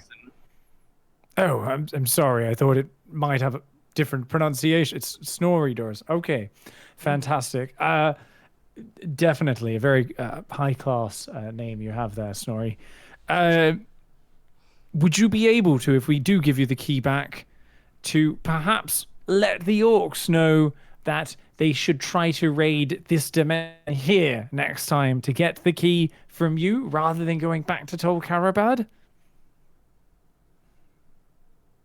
I'm sure I could do that, but I'm not going to. I mean, that seems woefully... Oh, I know it would be weird as a crossroads guy. You're here managing dimensional warps and things, but, it would be a big favor to us so that we could go on with peace of mind knowing that we haven't brought down more raids and death upon our dwarven comrades. Ah, that's very noble of you. I mean, you could let them know. I don't care if you tell people that I haven't. That's fine. No, so you're on board. Fantastic. So you would just need to help us make multiple journeys with the key, because there's no way we would be able to tell them if we're in the Lonely Spire, because unlike you, we are incapable without this key of trans-dimensional or cross-continental instantaneous travel. You see the conundrum that we find ourselves in? Oh, yeah, sure. I mean, that does sound very conundrumous. Conundrumous? Troublesome. Unfortunately, my hands are just so busy. I can allow you one door, one travel. I think that's pretty fair. Considering the alternative. What's the alternative? Well, I would see two. One is you could just stay here until you presumably die, I suppose. Or two, I just let you pick a door at random. And he'll kind of almost like swipe his hand and just rush the doors, just thousands of doors past instantly. You might get a good one. Maybe you end up at a fancy dwarven tavern, or maybe you end up at the Lonely Spire, who knows? Or maybe you end up in the plane of elemental evil or fire. Those are pretty fun places. You want to go there? Fire doesn't scare me. Well, if you two don't mind playing the lottery, I would say, I mean, I honestly am not that well studied, but I would estimate that in the vicinity of where we want to go, there'd be at least a few dozen doors, whether in Tol Karabad or the Lonely Spire. And if you think about all the other planes of known existence and the many doors that could be on them, we'd have at least a 1 in 7,000 to 9,000 chance of ending up within our own dimension and within maybe a year's travel of where we want to go. I'm not sure the odds are particularly good on this one, guys. How many doors do you think there are in total? Maybe 10,000? That's pretty close. It's about 60 trillion, 755 billion, 257 million, 186,400 and he'll look at his book for a second. 2. I was going to guess that on my life. Was going to guess that number. I was just thinking about stonefish. You realize this is every door ever, everywhere. Yeah. Not just in your one realm, wherever it is that is. Every realm, Right. every place, every door. Always. I think he's making a good point that we might need to go with him. Take his advice, guys. I abstain from this vote. Well, at this point, I mean, Nigel, I trust you. Nigel, badass. I will trust you on this one. But sometimes when there is a hard situation, bravery is knuckling down and fighting your way through. And sometimes it's standing up in the face of danger and unafraid, standing your ground. And sometimes intelligence is not getting yourself killed or trapped in an alternate dimension made of fire or cactuses or thorny brambles or poisonous stonefish or whatever other horrors are out there. And I think, honestly, I'm going to go with intelligence over brawn today, and we're going to survive. So I propose we go to the Lonely Spire. Carl, you said you're You'll follow. You're abstaining from the decision, but you'll follow. Mendax, are you okay? All right with this. I mean, I wouldn't mind a bit of adventure or tarrying here with Snorri, right? But we also need to get to the Lonely Spire. All right, Snorri, we'll take up your offer. We will return this key to you if you can transport us directly to the Lonely Spire. But also, I want a hug. I accept on the first terms and decline the second one. Great, That's give me just my rude. key. Rude. She's a very good hugger, by the way. Not an ounce of goodness in your entire existence. What a pity. I'm just curious. I mean, goodness. Don't you think it's good to have every door in the world in reality work properly? If I wasn't here, none of them would work. Then what would you do? Open doors like normal people. Doors I'm gonna are go just through- objects that Oh, indicate. that's where you're wrong, Call. They're not just objects. They're special objects. They connect to separate areas. They're portals. You guys might not be able to see it, but I sure do. Have you ever opened a door and it just didn't work? He's known to kick them in. That happens. Yes. But it always led to somewhere that you expected it to lead, yes? There's a dog that is freaking out. That will be me. I'm going. I know. Right back. Did you by any chance, Dorman, crack a door into an alternate hellhound kennel of doom where they haven't been fed for years? Oh, my apologies. And he'll kind of shuffle some of the doors back. And you see the one that had the kind of crossbones painted in black and red shuffle away. That's Oh, much yes. Very typical. No earthly concerns. Oh, beach, the wind on your cheeks, fresh fruit. None of that excites you, but you seem to have a bit of a thing for wild hellhounds, don't you? For some reason, you're letting that come through. better. Okay, sure, why not? Maybe not as unearthly as you pretend. Maybe. Can I have my key now? I suppose so. Great. And he'll reach out for it. Do you give him the key, Nigel? Yep.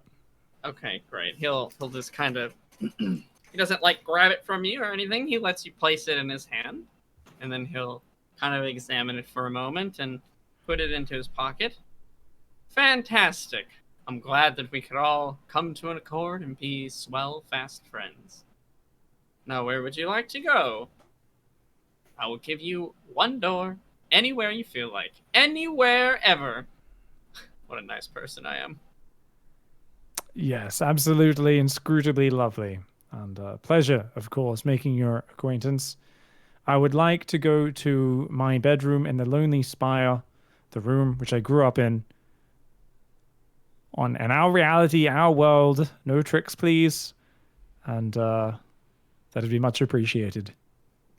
Absolutely. And he'll kind of swipe the doors back and they'll rush past once again and stop. Suddenly, in front of you is the door you saw before that had your initials carved on it. This is the door you would like? Is that correct? And it is the door to your room that you recognize, so. That's it. Fantastic. Nigel Badass. NB. Oh, it's a doggy. That is a cute doggy. Oh, we are taking one of the hellhounds, by the way, as a bonus. Lovely. All right, well, off you go then. Thank you very much. And, well, good luck. Oh wait, can I jump at him and? Oh wait, we get ready to walk through the door. Yep. Can I just like get a hug in really quickly? Sure. You try to hug him, but you kind of pass through, and it's sort of smoky and dissipates. Creepy, but not unexpected. He reforms kind of behind his chair. Off you go now, then. Yes. All right. Leading the way for once. The sandwich formation is changing. Carl's in the middle, Mandak's in the back, and I'm in the front. I will lead us through my door. All right, absolutely. You open the door to Nigel's bedroom. As you do so, the doors don't disappear. They aren't pulled away or anything like that. You open the door, the familiar handle from years spent in your home, evoking some nostalgia in your mind as you realize you're about to be back home for the first time in a very, very long time. You open the door, and almost like a vacuum has opened up. It sort of sucks you all through the door very quickly. And behind you, the door slams shut. We'll go ahead and take a pause at that spot since we've been going about halfway through so far. And maybe we'll do about a 5-minute break or so and come back and finish out the rest of this session. Thank you for tuning into Wayfarers episode 21, where the team deals with the most inscrutable, elven or ghostly, asshole in the universe.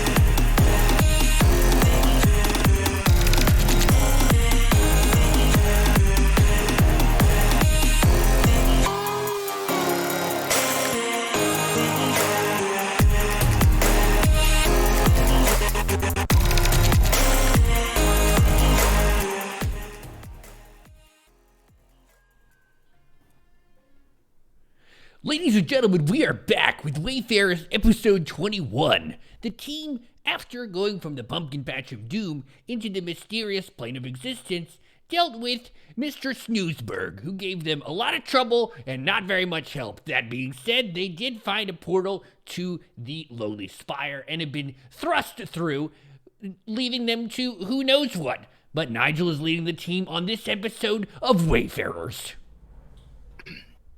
Yes. Welcome back. What did he say? Mr. Who? Mr. Snooze something?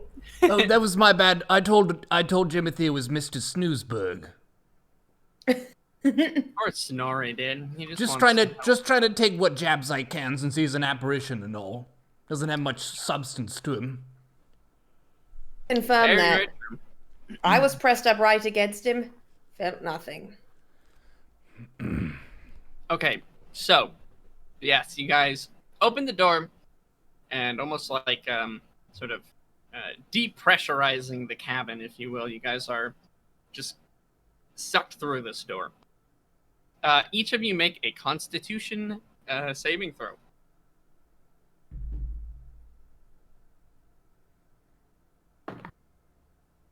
Nine. 15 plus 3, 18. 2 plus 2 is 4. Quick maths. 9. Perfect. And now a Dexterity saving throw, please.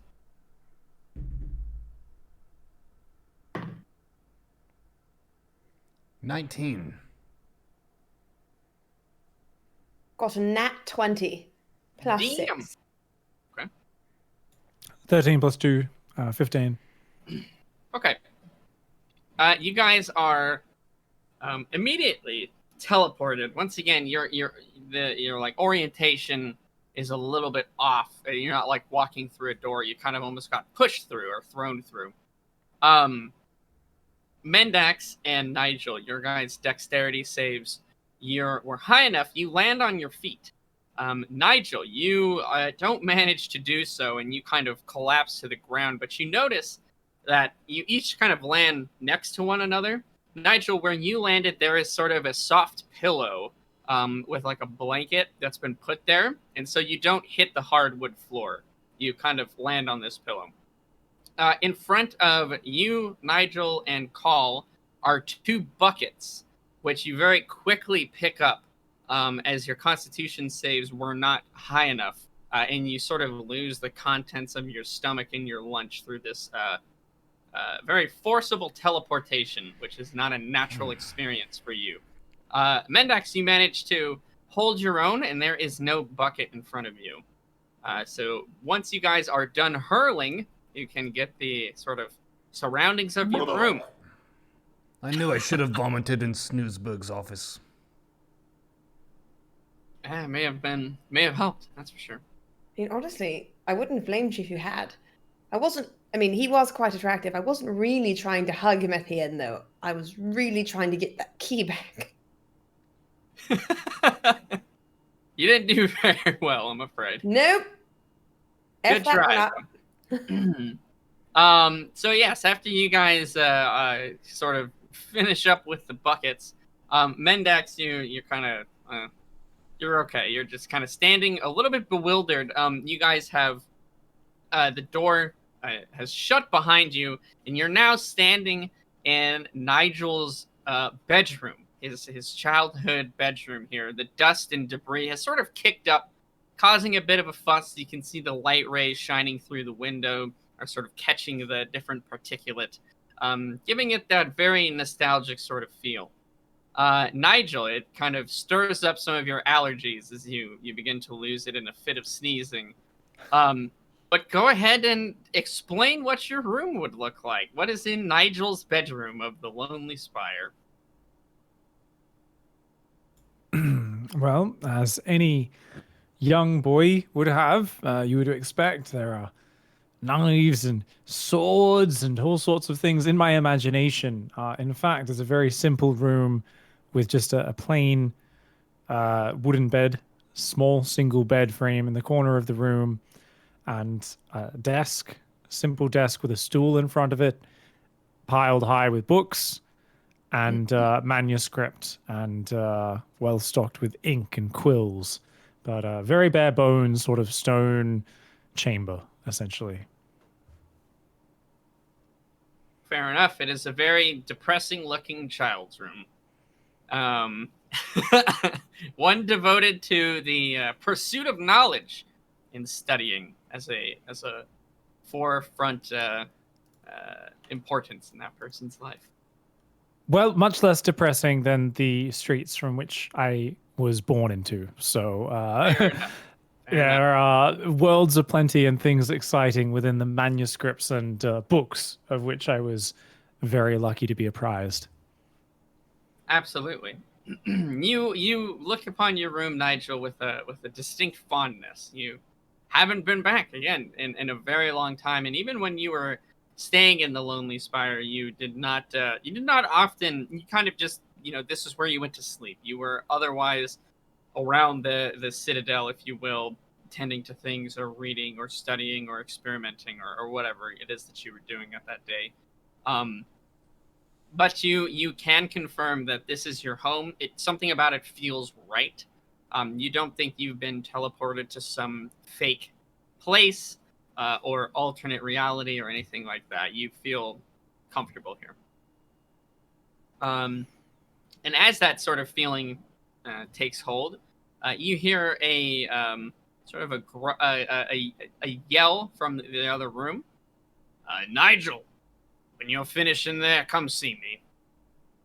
And you recognize that voice, of course, as your father figure of your life, Master Nivix. Master, yes, we'll be right there. I have some friends to introduce to you. Well, didn't think I'd be bringing you two home to meet the master anytime soon, but I think we found ourselves here, safe and in one piece. Is there anything we should know about him? Is he as disgusting as the last customer we met? No, not at all. There are some things you should know, actually, that Nigel has certainly known his entire life. Besides some of the obvious traits I think that Nigel's already described, he's sort of a gruff, he's not necessarily rude, but he is, he's not one for, long conversations and a ton of different details. He's not one for small talk either. He's kind of very straight to the point and always seems to have something on his mind or thinking about multiple things at once. Constantly working on multiple different projects. He is, even you guys have heard of him before meeting Nigel. He is regarded as one of the most powerful spellcasters and magic users in all of the continent that you guys live on. It doesn't mean much to you two, but you know that he's kind of a bigger deal to that sort of circle. One thing, Nigel, that you know about him that is the only sort of oddity that you can think of that really matters, is that he absolutely hates to be touched. He does not deal with physical contact in the slightest. He has never hugged you, and very rarely has ever even brushed past you. But that goes for every person that he meets and everything that he sees. If it's a living creature, he hates to have to interact with it physically. Does this count for birds too? Everything. Oh. Animals, humanoids, creatures, anything. He just absolutely refuses to touch any living creature, and will go so far as to almost always have some kind of barrier of protection around him that refuses interaction with those types of things. Taxidermied animal. Could he pet that? Yes. Okay. That's it. Those are the only things. So Nigel, you can spin those in whatever way you want to, or you can just let my explanation be what you would tell them. Either one. Just basically share what you've just said, and please, he is a man of great power and stature. Please just treat him with respect and just refer to him as master. Don't be overly familiar. He won't take kindly to it. My master? Could I call him Mr. Nivix? Daddy Nivix. Unless you want to be literally turned into a toad, he would probably think that's quite a funny punishment to do some sort of ridiculous story style folk punishment. He would probably think that's rather funny, and he wouldn't think twice about doing it. He'd probably forget to reverse the enchantment later simply because he doesn't think you're important enough. Same goes for me as well. He's not the most personable fellow, but he's a great man. He taught me everything I know. Please, just a modicum of respect. And remember, he's got nothing to do with that arsehole we just spent the last few hours arguing with. Well, you're the wizard and his student, so I feel that you can do most of the talking. All right. I'll lead us on in. Okay, absolutely. You open the door out of your bedroom to a familiar scene. This is the quote unquote house that you've grown up in since you could remember. Nigel, you're very familiar with the hallways. As you walk down to what would essentially be like one of the library common rooms of this spire, you're walking down one of the hallways. In this hallway, there are paintings of different noble people, of kings long past, of creatures, all sorts of very sort of fanciful, very nice looking art in very, very ornate frames.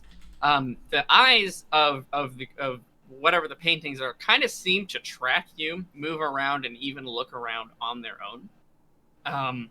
You do see sort of movement in the back of some of the paintings as well, as it looks like they've been enchanted to portray some kind of scene. Some of them are epic sort of battle conclusions, as somebody is striking down one of the dragons of long past in a sort of maelstrom of fire. There's also movement in the actual physical world as well. There are several mice that scurry around one of the corners and into one of the many holes that are in the wall. You knew that sort of rats and those sort of things were a bit of an issue, as Nivix never really...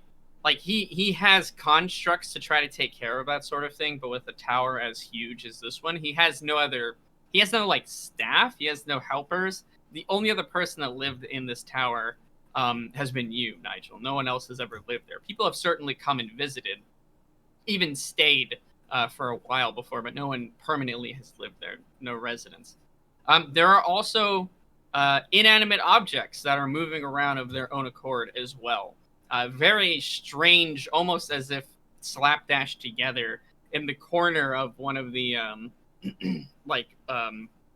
of the hallway by the door, there is a spider, but it looks like it's made out of silverware, so spoons and forks and knives and that sort of things. And it's kind of scurrying around, and there are sort of teapots that looks like they've been almost transmuted from a mouse or vice versa. that are scurrying around as well on the floor.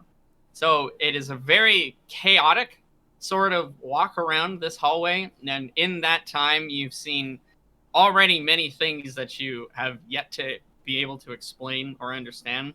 Nigel, you know these things as like past failed or successful experiments, or just sort of like chaotic magic energy coalescing itself into some of the mundane objects of the house. Anywhere where they do an extreme amount or very potent type of magic, it will kind of leak out, or it won't all be used. Sort of the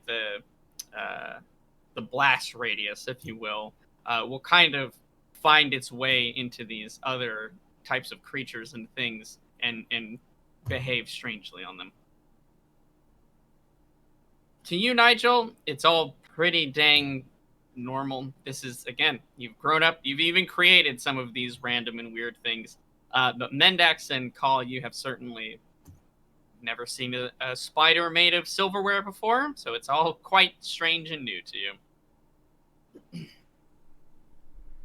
This is a rather peculiar place to call home, Nigel. But I suppose wizards are peculiar people.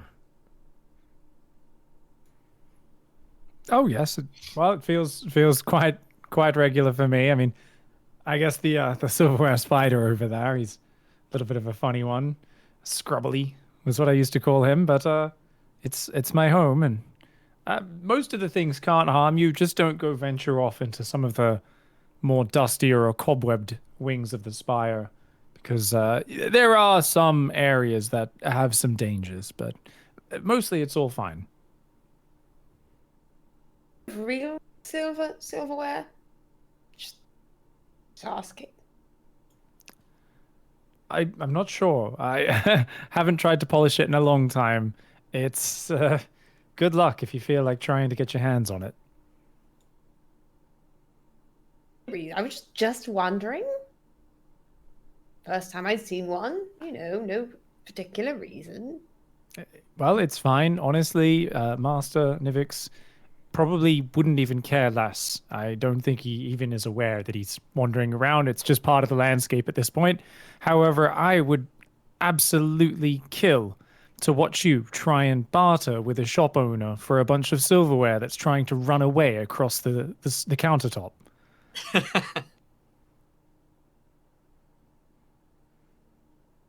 Did you want to try to take it? Is that what you're trying to do, or are you? What is happening? Are you just commenting on it? I mean, I don't want it if it's not real silver. Roll a perception check, Mendax. You're a skilled thief with a keen eye. Okay, I got 6 + 1 is 7. I mean, it looks nice, which usually kind of anything nice you would just take from wherever you're domestically foraging. But you're not 100% sure. Closer to... Oh, it's up in the corner. Yeah, you could reach it if you tried. Die. What's that? I'd like to try to reach for it, but not like roughly so. Just want to see if I can get closer, maybe rub a bit of smudge off, see if it's actual silver. Okay. Yeah, you sort of walk closer to it, and it seems to notice you in the corner. It kind of moves back. It's behaving very, very similarly to, well, a spider. And as you reach forward, do you have any animal handling? Is that even a skill in the D&D anymore? Yes, I'm +1 on animal handling. Give me an animal handling check, please. +1. Total of 6. Total of 6. Okay, you think that you're really like trying to be careful and approaching it, gently and softly. But you're making like sporadic weird movements with your hand, and you're kind of freaking it out. Like you're making very quick movements. It lunges out, and it tries to essentially bite you with like 2 tines of a fork that is serving for like its head. You take didn't even think I was going to need dice this time. You take a total of 2 damage as it pierces your skin and leaves 2 like little prick marks in your hand. It lets out like a weird metallic hissing sound. Shit. Can I punt? Can I just kick it? You can try. I would like to try to kick that little shit as far as I can. So you're gonna like kick it in the corner of the wall. So you're gonna like do a soccer backflip Shit, kick. it's kind up of thing. there? Yeah. Damn. Kick flip. Flip kick. Jump kick. Hey, I just portray the scene. You do whatever you feel like trying to do. That's up to you. Seeing this develop, will go over near the wall and put my hands like this. Oh, to like boost her up? Okay. Yes. Okay, yeah, jump. I'm gonna. Hell yes. Carl, you're down with this, right? We're gonna name this fucker Snorri. He's no longer Scrubbly. When you're ready. Okay, yes, I'd like to try to be boosted by Carl to jump up and kick this piece of shit silverware spider that bit me. Okay, make an acrobatics check with advantage. That means you get to roll twice, take the highest one. Let me know what you get. 14 plus 7, so that's 21. Okay. And then a 15 plus 7, so 22. Okay, so we take the 22. Yes. Carl with his boost, you're very easily able to close the distance, and you essentially, you like soccer kick this silverware spider, and it like smashes into the other wall, kind of clattering to the ground, and you land on the ground, and sort of all the silverware is just scattered around. There's a very loud sort of bang and then clattering of like utensils essentially as they hit the ground. It made quite a loud noise. After a few seconds, they start to move on their own again and begin to reform the spider on the ground. Can I snatch up one of the fork pieces, like the fork that has the pincers? I want to snatch that one up really quickly. Sure. Go ahead and give me a dexterity save or check, I suppose. I got a 13. Okay. You're able to reach out and you grab one of the forks. You're not entirely sure if it was the one that was his head or not, but you grab one of the forks. You feel sort of a pull between, as if the fork is trying to escape your hand. This is mine. This one comes with me. Or then, no, actually, should I do that? Or should I just bend it? Is it silver? Can I tell now that it's in my hand? Is it silver? It looks like it's at least comprised of like a silver plating, maybe. Okay, well then I'm going to pocket it and take it with me if I can. You can try. I would like to attempt to pocket it and try to take it with me. I could barter with it hopefully later. Somebody will, trade me something for it, and if it leaves them to go join back with his friends, I won't care. Okay, sure. You put it in your pocket, and you can, again, you still feel like as if there's a string tied to it. It is trying to, it's like pulling against your pocket. As you're close to the spider, it's not so strong that you can't, resist that pretty easily. It's not like a, crazy strong force.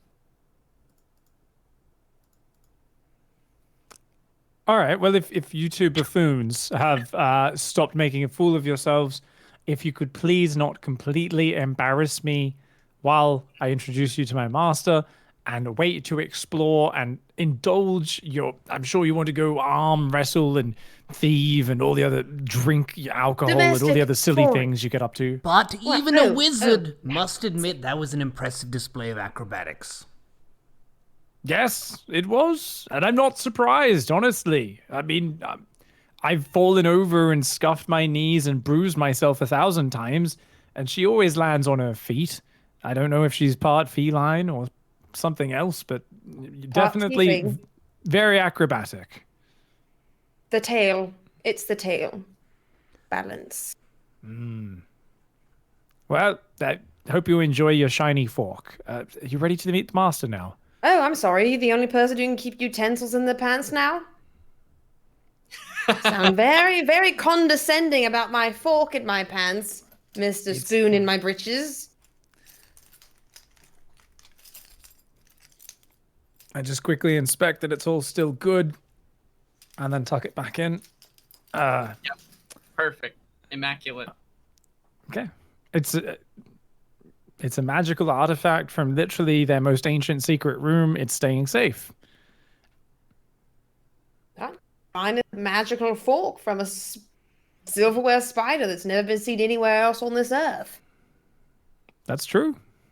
All right, let's go meet my master, and let's be done with this tomfoolery.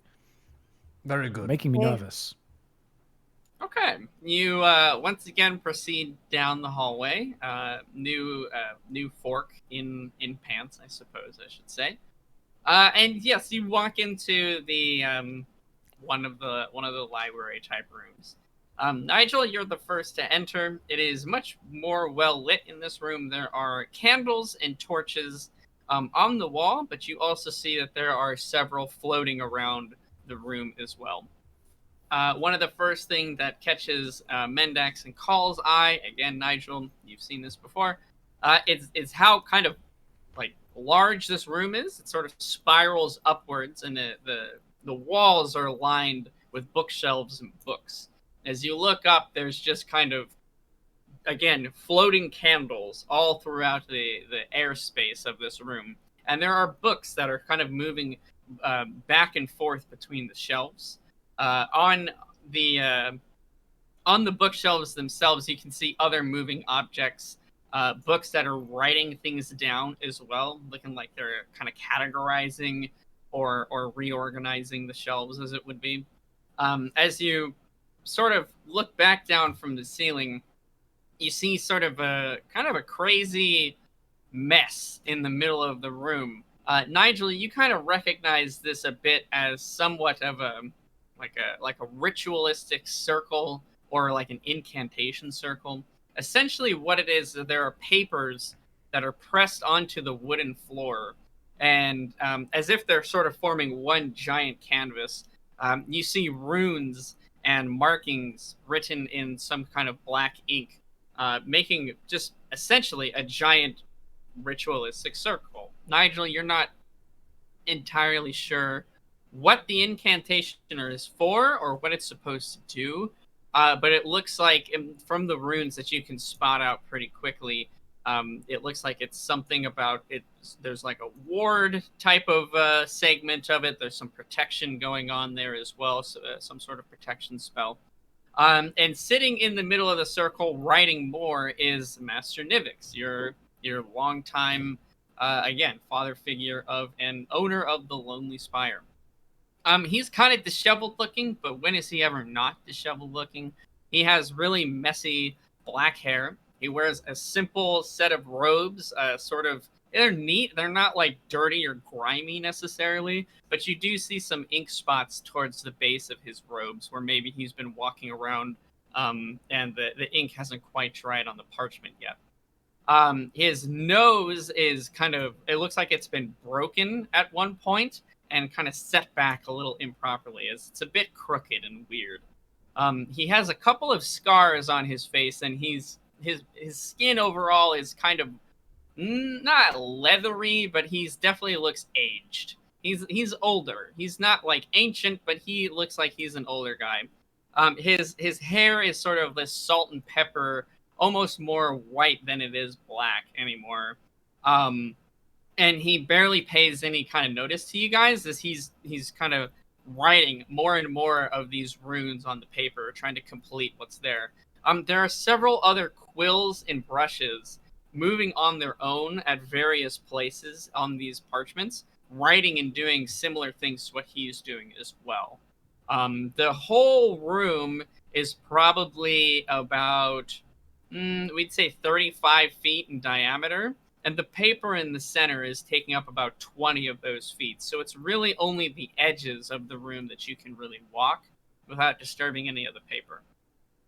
One further thing that catches actually all of your guys' eyes now, Nigel, you've never seen this before, is in the very center of all of the papers, almost at the, again, the center point of this ritual circle, looks like a black onyx sarcophagus. It looks like almost like a coffin that is just standing upright with the outline of some kind of skeletal face towards the top. It's not very ornate. There's no gems or any other color on it. The whole thing is just made of this almost glass-like black onyx.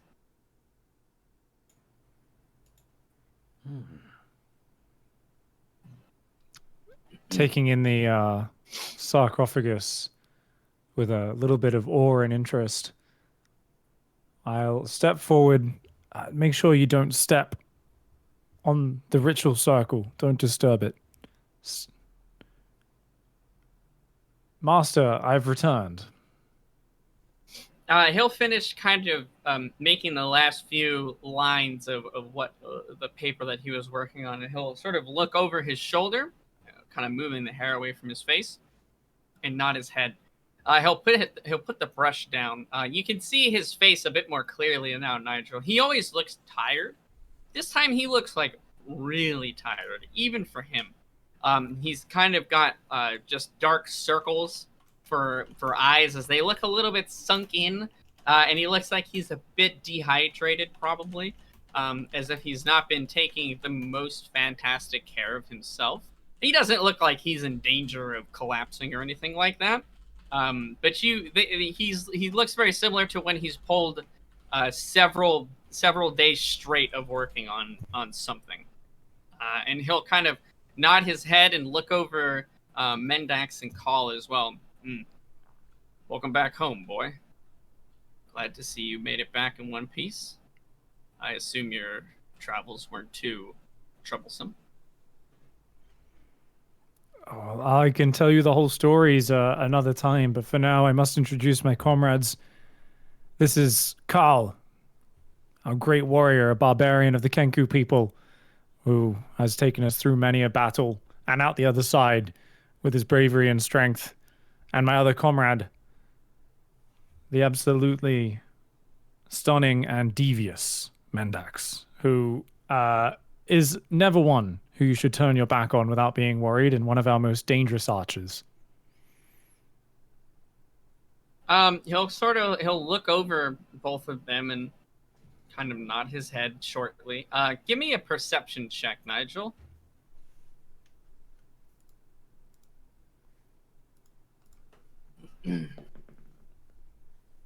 16 plus 2, 18. Yeah, he's kind of looking at them, not as if they're like, they're his new friends. More so as if he's studying them or looking for something about them. Just for a second. I mean, it might not mean anything. You know that he is kind of a quirky individual and he doesn't meet new people and really warm up to them very quickly by any means.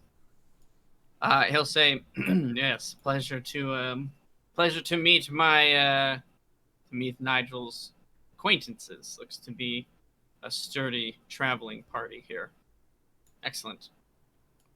Yes, though I imagine you're not completely surprised by our appearance. The buckets, the pillow. How did you know we were arriving? Mm-hmm. And he'll kind of just tap his head a little bit, which he would do often when he just didn't feel like explaining something that he felt mundane to explain. He would, kind of just allude to the fact of it was something that he just knew was going to happen.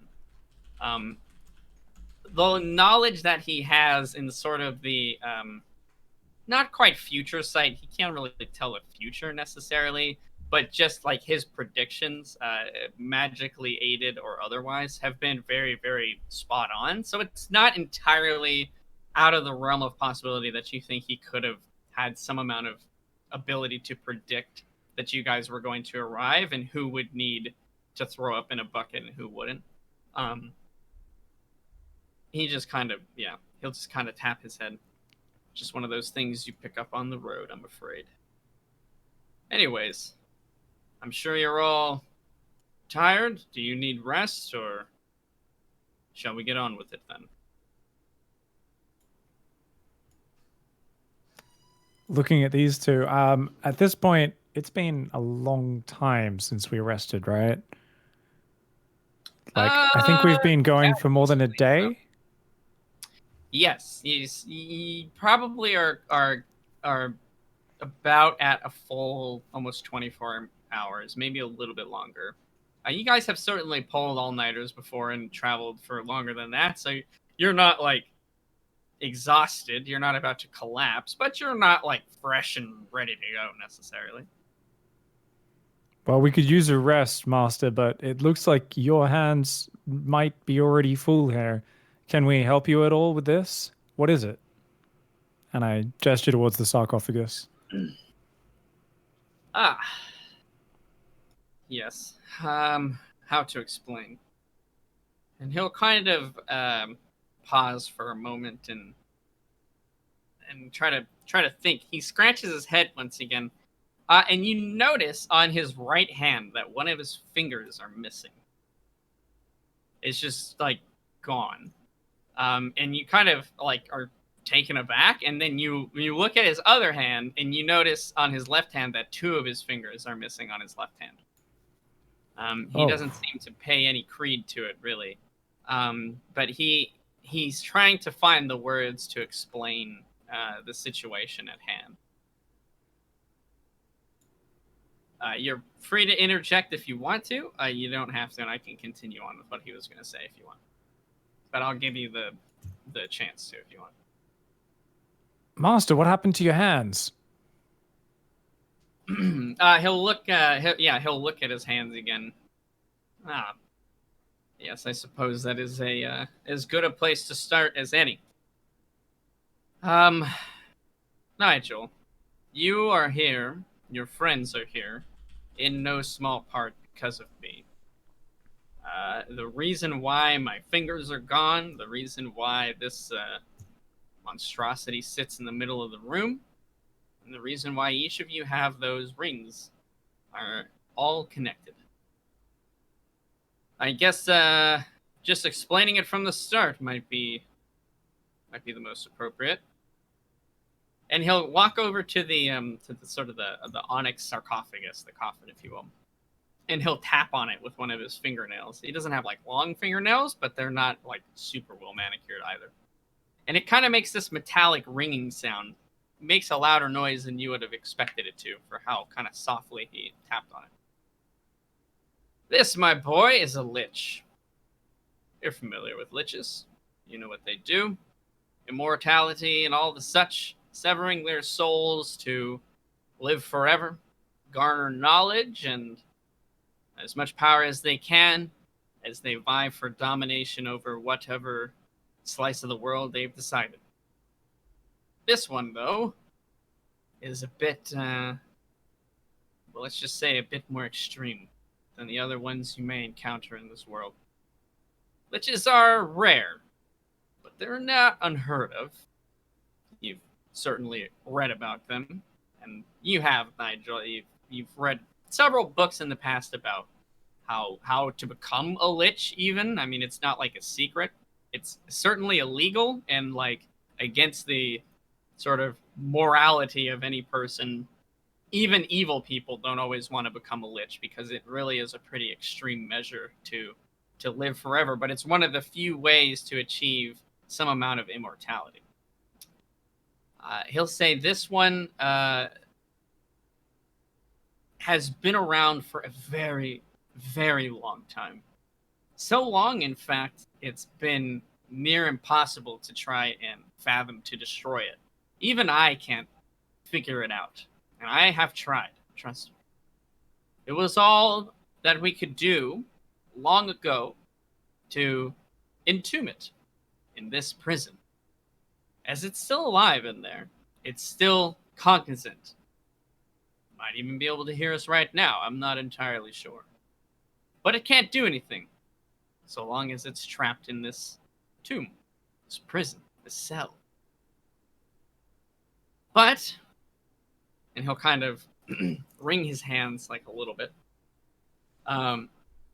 As with all magic, it fades away. No magic truly lasts forever. Any spell, any enchantment needs to be reinvigorated, revitalized. You need to put more magic back in order for it to continue. And that's what we have here today. It's time to revitalize the sarcophagus. It's time to reinfuse it with the magics necessary to enforce its imprisonment for generations to come until I inevitably pass down this burden to whoever inherits the Lonely Tower. And he'll kind of sigh for a second. But unfortunately, there is a, bit of a problem, I'm afraid to say. If it was just that simple, putting magic back in, I am more than capable of doing that. I could do that in an hour and move on with my day. In fact, that's what I had planned to do over a year ago when I sent you on your travels. However, I noticed as I was inspecting and preparing the ritual necessary to entomb this once more, that there's a bit of a crack. And he'll kind of move his hand, and the entire sarcophagus will turn slightly, and you'll see this tiny hairline fracture, this just tiny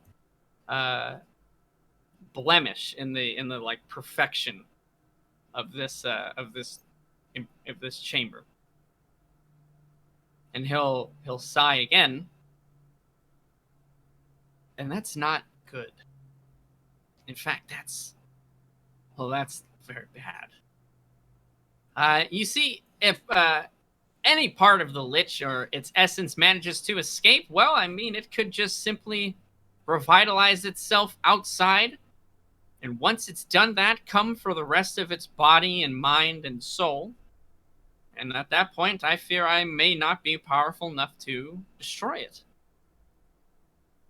And if we were to reseal this chamber once again, while some essence of its being exists in the outside world, I'm afraid that wouldn't be enough. It may be able to gain enough strength or influence that it could cause a problem. It's been so long since this has been entombed that its name has been forgotten, its purpose unknown. All that's been understood and passed down, besides the sarcophagus and the burden and ritual to reinvigorate the magic of this cell, is terrible warnings of what would happen if this were to be let loose in the world once again, and the destruction and chaos and madness that it would allow to flourish.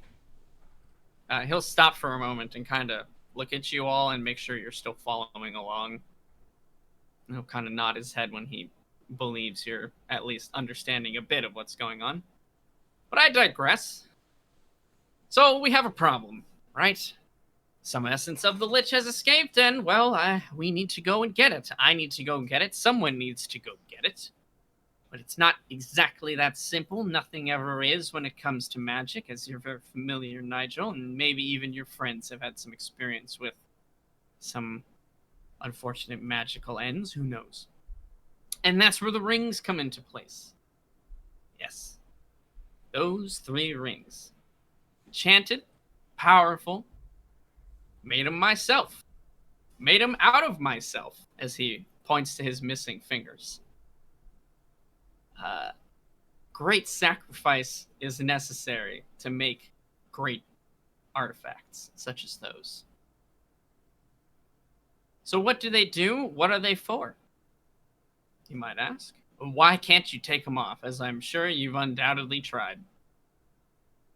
Well, long story short, those rings are capable of doing some very forbidden magic, such as absorbing the souls of any living creature that dies within a proximity of it. It doesn't happen to everything. It only happens after great struggle, necessarily, is used to activate it, unless you know exactly what to do. But I'm sure maybe you've even experienced some of those properties in your travels to get here. I'm not sure how arduous your experiences have been out on the road. But the nature of those rings draws on magic even I don't fully understand. And in their creation and crafting, they were put in front of those who would be able to take on this task. Assuming, of course, that they would have just appeared in front of me, I thought nothing of it to warn you or any random person in this world of what they might do, but as soon as their creation was finished, well, they just disappeared. Fate's weird like that, I suppose. And now, you three have them. Of course you do. What I need to ask you three to do is not a very easy task. In fact, it's one that could very well decide the next few years, the next fate of this world, if you will. But if you're feeling up to it, and you're feeling the goodness and wholesome responsibility, as I hope you are, to take on this burden, I could certainly use the help in recovering some of that Lich's escaped essence.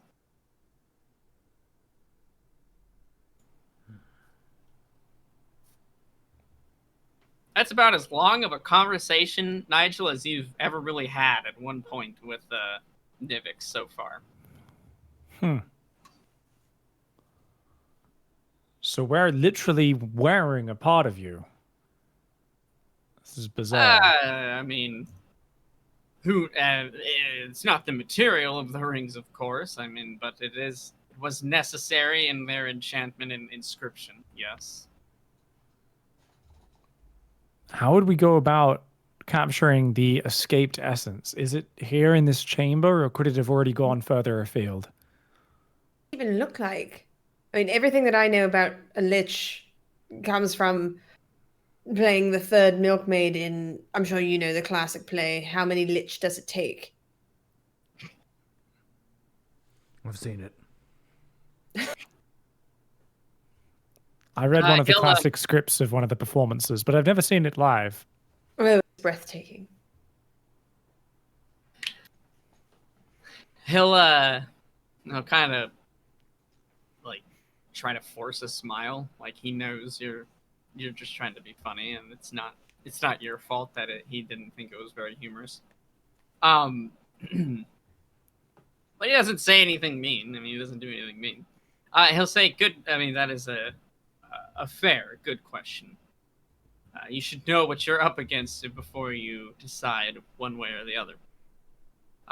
What you are after is essentially some of the soul essence of this creature. I can't even call it a human, or I don't even know what it once was. It cannot live on its own. It cannot manifest itself alone for very long. So it has undoubtedly found some host to live in. Some creature, some beast out there in the wilderness has more than likely become possessed by the essence of this lich. I have been able to, through different magical means, find the rough location, but as far as the specifics, what it has enchanted and where it is exactly, that still eludes me. He'll kind of look up into the air and move one of his hand in a certain way, and one of the books will come down from the bookshelf and will turn to a page and kind of open, floating in the air for all of you to see, and it'll be a map of the world, and it'll say there, to the frozen north. I know that at least part of the essence has escaped to that region of the world. It is unclear to me if it has split sense and tried to double its efforts in 2 separate locations so as to evade capture even further. But I am hard at work not only making sure that the rest of this vessel is contained and no longer can essentially lose any of the soul energy of this lich, but I am also diligent at work in trying to locate any other remnants of this creature's soul.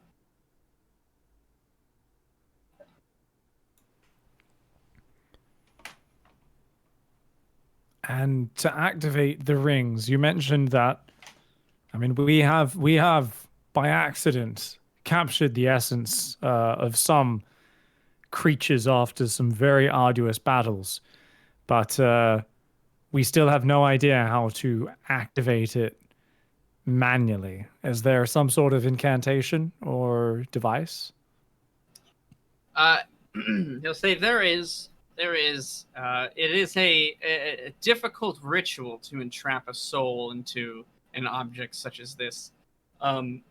Your own soul innately can force them to activate.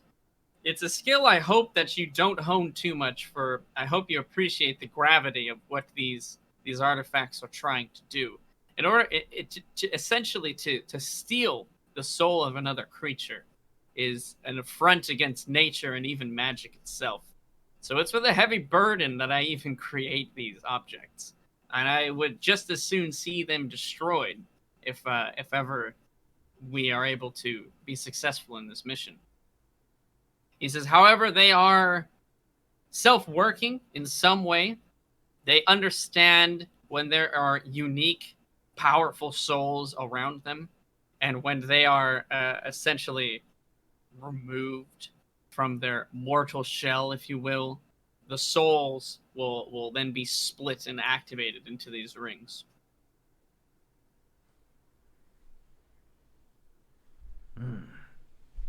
So you're saying we use this ring to catch the lich? Precisely.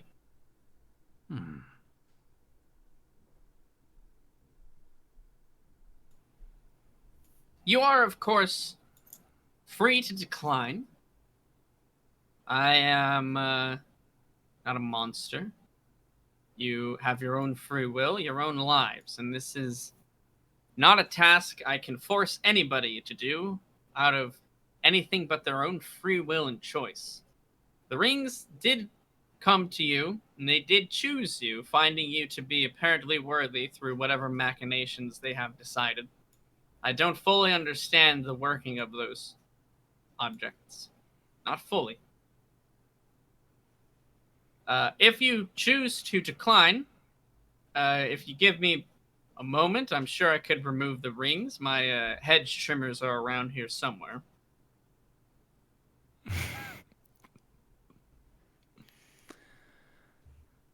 I mean, I think to continue onwards without dealing with this would be a huge problem, but it befuddles the mind as to why these rings would have picked us.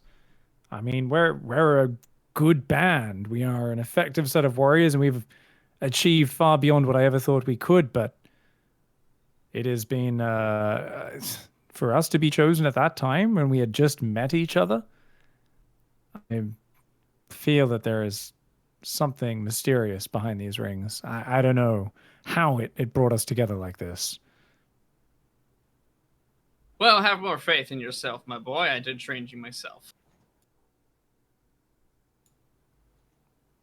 As for the rest of them, I'm not quite sure, but apparently good enough. I'm feeling Which is great. A little bit spruced up here. I like this guy. He gives us options. It's distinct from a recent encounter.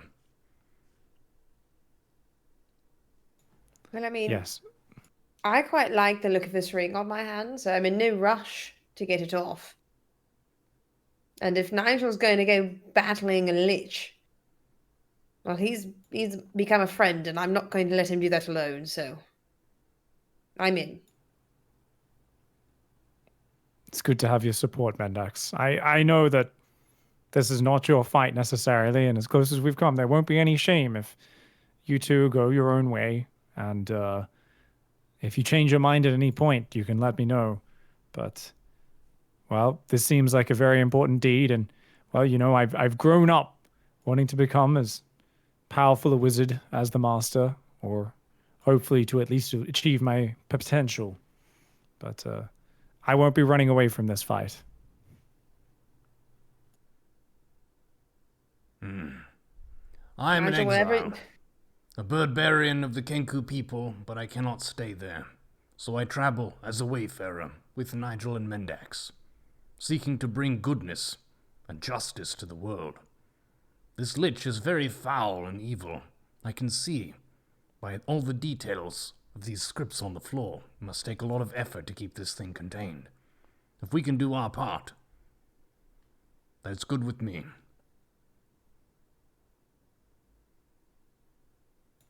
So it would be kind of rude if you chopped off 3 of your fingers and then we just said no. It would probably wouldn't look too good, would it, Master? But I mean, it was a necessary component. He doesn't quite understand that you're like trying to make a joke. He's like trying to explain. Well, no, it was. I needed to do that. It was necessary to sacrifice those fingers to make the rings. I don't. Oh yes, Master. We appreciate your sacrifice, your commitment to good and obtaining the purity of this universe. It knows no bounds. Thank you, Master. You said you don't know what form it could have taken, since it's a fragment of this lich, but it could possess something? Yes, undoubtedly, that is the first action it would be to try and possess some other creature. Could possess anything. A mouse, a human, a dragon if they were still around. So long as it had enough willpower and its host was less inclined to have that willpower, I could even take control of me if it tried. Well, not me per se, but you know what I mean. It's a slice, if you will. It's not the entirety of the lich's essence or soul. It's just a part of it. I fear if it was the entirety of its power, there would be nothing on this Earth or planet that could challenge it directly. But if it was broken up as it is, there is a chance. Is there some way we can track it? Ah, yes, there is, in fact. And he'll kind of walk to the other side of the room and move some random sort of objects to the side, and he'll pull out a lantern. It's like it has like a chain that you can hold it by if you want to. It almost looks like one of those, like a censer. No, what are they called? Like I can't even think of the name of it right now. Anyways, in Catholic. In mass. Yeah, kind of like that, but it's a lantern on the end of it. Yeah. Yes. As he approaches the sarcophagus again, it starts to shine a very bright teal, and like this bluish smoke starts to billow out of it. And he'll walk over to you and put it on the ground in front of you, the chain kind of clattering to the ground. This should serve as a means to guide your way, if you will. It has been attuned to the essence of the lich, and it should serve you well.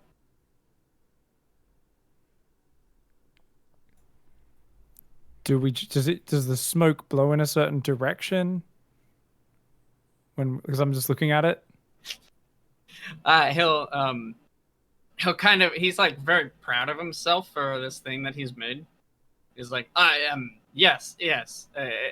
As you approach and you're going the direction of an essence fragment or soul of this lich, it'll begin to shine. Think of it like Sting from Lord of the Rings. Like, not an orc. Oh, there's an orc. Not an orc. Kind of deal. Oh, okay. It's a So we lich can just detector. check it. It's a lich detector. There you go. But Do you have any specifically idea what this sort lich. of range it might have? Would we have to be within a mile, a day's ride, or within the same room? It should serve for several miles. The light will grow brighter as you approach, kind of leading you there. And if you are within the same room, the smoke will begin to billow out of it. So you'll know for sure. Which essence, once it possesses something, can it jump when it becomes stronger to another vessel, as it were? Well, if it were to get strong enough, I suppose it could try. I don't know the full capabilities of this, but it sounds plausible. I would just kill whatever it is in pretty quickly. So if it escaped from here, and maybe it went for the closest, body that it could possess, it might end up being like a chipmunk or something, but I imagine that it wouldn't want to stay in a chipmunk. So could it then, before we find it, pass on to maybe a stag, and then from there, a bear, then a person, or something of that nature? Yes, as it rebuilds strength and is alive in this world, certainly it could. As long as we kill it, though, it'll then, our rings should capture it. At the moment when the soul leaves the possessed body, the rings should be able to capture that piece of the essence, at which point I assume we'll have to bring it back here, put it back into the sarcophagus, and renew the magical protections. I see my teachings weren't completely wasted on you. And he'll kind of chuckle as if that was his attempt at a joke. Yes, essentially the rings guard you against being possessed, as if the soul were to try and move between two forms while in the presence of these rings, it would be captured. Kill it, make it jump, whatever you need to do to push the soul out of that, whatever it's in his body, and the rings will do the rest. Makes sense to me. Well, I'm honored that you, or at least these rings, have chosen us for such an important quest, Master. And I guess we'll need some rest and to resupply before we head out on our journey. And we'll head north and try to find our way, see if we can find a way up into the north, into the frozen lands. Do you have any advice for traveling? I've never been up to those ways. Have either of you traveled to the frozen wastes? No, not very good for traveling theatre there. No outdoor. I have not. I mean, he'll say, it's cold. I'll see if I have any equipment suitable to such an environment.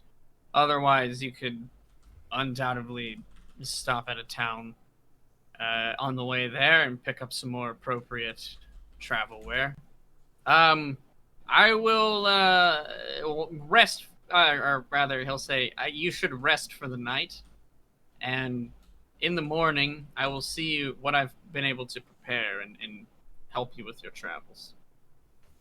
I will do whatever I can to aid you all in the capture and retrieval of this essence.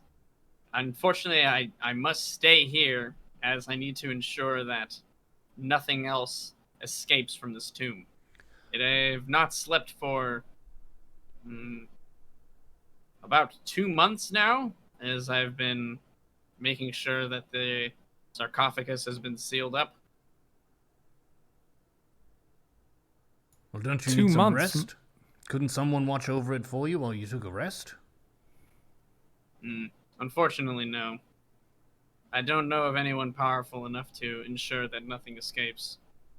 I appreciate the sentiment, though. I'm fine.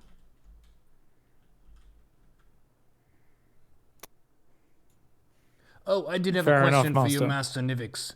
Are there any doors in this tower that you wouldn't be sad to lose? That's a strange question.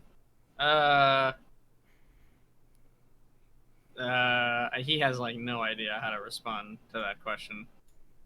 Afraid to like you're going to misplace it. I believe my barbarian friend has some emotions and strong feelings to work out, and perhaps a large door that isn't really doing anything but getting in the way, being smashed down, hopefully wouldn't annoy you, Master. I suppose there's some door somewhere in the tower that doesn't need to be there, or I can just make one later. Nigel, I suppose show him a door that you deem disposable. I'll get one on one of the privies that isn't in use anymore, or one of the store chambers. No worries, Master. All right, well done. Good night. Good to see you again, and nice to meet you too. Pleasure to make your acquaintance, Master Nivix. Yes, thank you, Master Nivix. Definitely very interesting to meet you. Wonderful to meet you. He'll kind of nod and shuffle back to the paintbrush that he had on the ground and go back to drawing his runes and finishing up the circle that he's making. You see he takes some of the papers off the ground and actually like is kind of patching them onto the sarcophagus itself. And the lantern is still sitting there. If one of you want to take it, you're more than welcome to, or you can leave it there till the morning and yes. I want to take it. Go ahead. I will take the lantern. Okay, write down we'll just call it the Lantern of Seeking. Put that in the inventory. And on that note, I'll lead us to the storeroom. Let's go see if we've got any fresh supplies have come in and being delivered to the tower recently from the village. Because it's time we eat some food and rest. Agreed. Yeah, you guys head over to the you guys leave the room, your first encounter with Master Nivix, going about as well as you've ever seen anyone meet him for the first time, Nigel. So you're pretty happy about that. As soon as we leave the room, I'm literally clapping these two on the back. Thank you so much. That's the most sane you've both ever acted in our entire journeys ever. And you actually managed to make me not look like a fool. Thank you so much, friends. It means a lot. Think nothing of it, Nigel. After dealing with that pompous, arrogant puff of air, Master Nivix was amazing. I can see that he's taught you very much, and he is willing to do whatever is necessary to keep the world safe. I respect that. And the salt and pepper hair didn't hurt either. He's a rather distinguished, and he's got a very deep sense of his responsibilities to this world. So let's Nigel, go find some door? food. Oh. Yes. Well, honestly, I don't see why we even have a door on the entrance to the pantry and the where all the food stores are dropped off after the villagers do their deliveries. So honestly, you might as well just smash that one in. Nivix himself is one who's extremely there for efficiency, and opening and closing doors is not something he bothers with much. He tends to just leave them open anyway. I doubt he'll even notice. Ice and the rats that we've seen running around all over the place, then be able to get in there a bit easier. I mean, I don't care after we leave. We'll take what's food that we want, but... Oh, they basically survive anyway. I mean, they're basically just habitants of the tower. At this point, if you're small enough and quiet enough and you don't grab the master's attention, he's not going to be bothered doing anything about you. The mice have, they found a way to survive. You'll notice there aren't any rats above a certain size. Whenever they do become in and get too aggressive or large, the master is quick to put an end to it with a spell, but as long as just these small ones, they snack in the corners, they tend to go for the slightly older food, they don't get on the dining table, most of the supplies should still be in good condition. Just don't go for the edges of any pieces of cheese or anything like that. Sorry, what did you say? I was thinking about punching a door. Oh, here we go. And I will lead you both down and present Carl. Here is the door to the pantry. beyond lies great foods of treasure. Fuck doors! I would like to punch the door as hard as I can. Okay. Give me a strength check.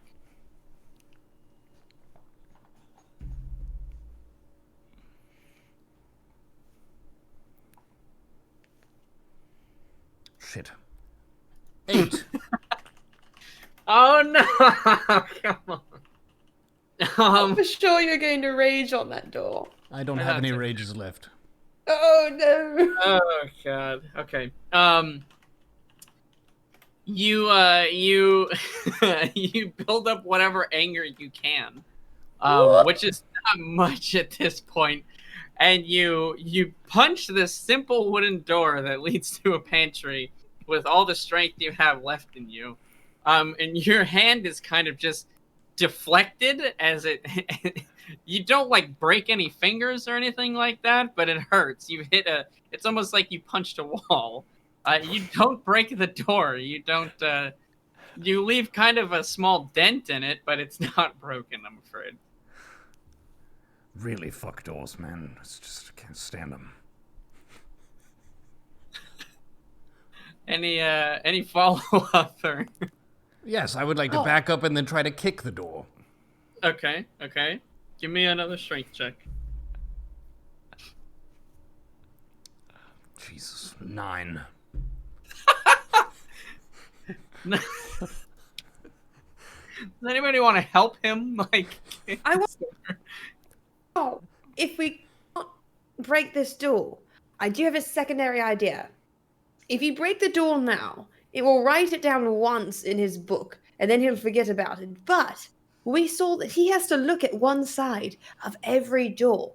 So if we go through every door from here until we finish our quest, and we write "fuck you, Snorri" on the back of the doors, he will have to look at that for eternity. Yes, and I have read that sometimes the best assault is not necessarily a front-on one, but it is more of an insidious, long-term slow burn where you go after the means of production, or in this case, the means of motivation and self-confidence. So perhaps something even simpler, such as, Snorri, you have a stupid face, or something simple along these lines that might not hit him at first, but will slowly undermine his confidence over the years to come. Oh, I have an idea. Why don't I write Snollsburg is a pooper scooper on it? I like that one. Okay. Because he'll wonder about it at first. I have a hand axe. I could just carve it in the backside. So when people are going into the pantry, it won't damage the aesthetic. It's still a simple wooden door with some punch kick marks. But on the backside, we can write Snollsburg is a pooper scooper. Yep, go ahead, man. Okay. Do I have to roll for handwriting? No, you're good. You can Real make... penmanship. Yeah, you write exactly what you said on the back of the door. Okay. I feel a little bit better. Now I'm hungry. Okay. Excellent. Well, you are all you kind of have relatively free reign of the tower. Nigel, you know of guest rooms that are available to rest in. The pantry is as stocked as ever, and yeah, you guys are free to kind of wind down and head to sleep for the night. You are now starting to feel a lot more tired. The adrenaline of battle starting to definitely fade. And you're starting to feel that, not exhaustion necessarily, but you're like, yeah, I could go for a nap, kind of take over. I will dig into some food, the freshest food we can find.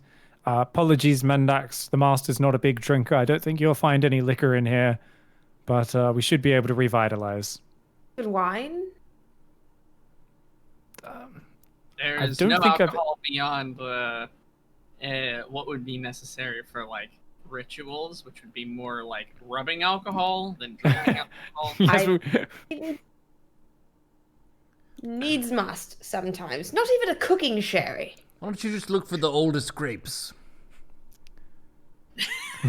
just hope that they've turned alcoholic. I have the dwarven ale in my flask, so I did fill up my flask with the dwarven ale. So Oh, you've I've still a bit got left. some dwarven ale. It's I like didn't chug it. warm dwarven. I think you use that for some manner of alchemical explosion, but I'll let you have a sip or two left. Wait, did we have? Yeah, maybe I tried to light something on fire with it. I think you did. Does I sound think like you've got the something you would dregs. do. You got a couple of drops you can go for, which is for dwarven ale pretty damn good. Fine, but I am finding this hospitality lacking -1 star.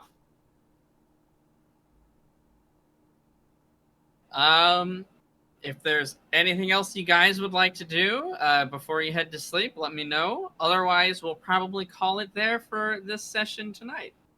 I would like to carve the same thing in the back of my bedroom door. Absolutely. You can carve anything you want in the back of the door. Okay. I did have a question, actually. I forgot to ask at the start of the episode. So, examining our rings, have they changed after our giant battle with the orc? They have not. They have not. Okay. So it's still spiders, I believe, on each one, right? Still just the spider kind of insignia on each one, yes. Okay. I was kind of hoping for a pumpkin ring. Pumpkin ring! Infused with the powers of pumpkin bread and pumpkin pie. Oh my goodness! Imagine if we the could- most basic ass rings of all time, the pumpkin spice rings. The power of pumpkin spice compels you. Oh my god! I will hold out my Everyone's hand. now wearing vests and Uggs. These are powerful artifacts to save the world! I will hold out my hand and think violent and angry thoughts and summon a pumpkin spice latte. God damn you! Pumpkin spice latte! Well, very good. I'm glad that we were able to get back together even in the holiday season. This has been an amazing episode, especially for you, Apoptosis, and you, Nigel, as well, taking the lead here, dealing with all the wizards and other ethereal assholes of the universe. This is like the closest thing to getting a hug from his dad that Nigel will ever get. So I think pretty successful over here emotionally. Emotionally gratified. Excellent. Well, awesome. I'm super happy that we could get another episode in. I know it's been far, far too long, and hopefully our busy schedules aren't so heckin' busy from this point on, but wonderful to see you guys again, and absolutely awesome to play another session of D&D as well. It has been heckin' great, and I hope you guys had as much fun as I did. Ladies and gentlemen, stay safe, enjoy a festive holiday, and always remember to have your stonefish to get your fish oils. We'll see you on the next episode of Wayfarers.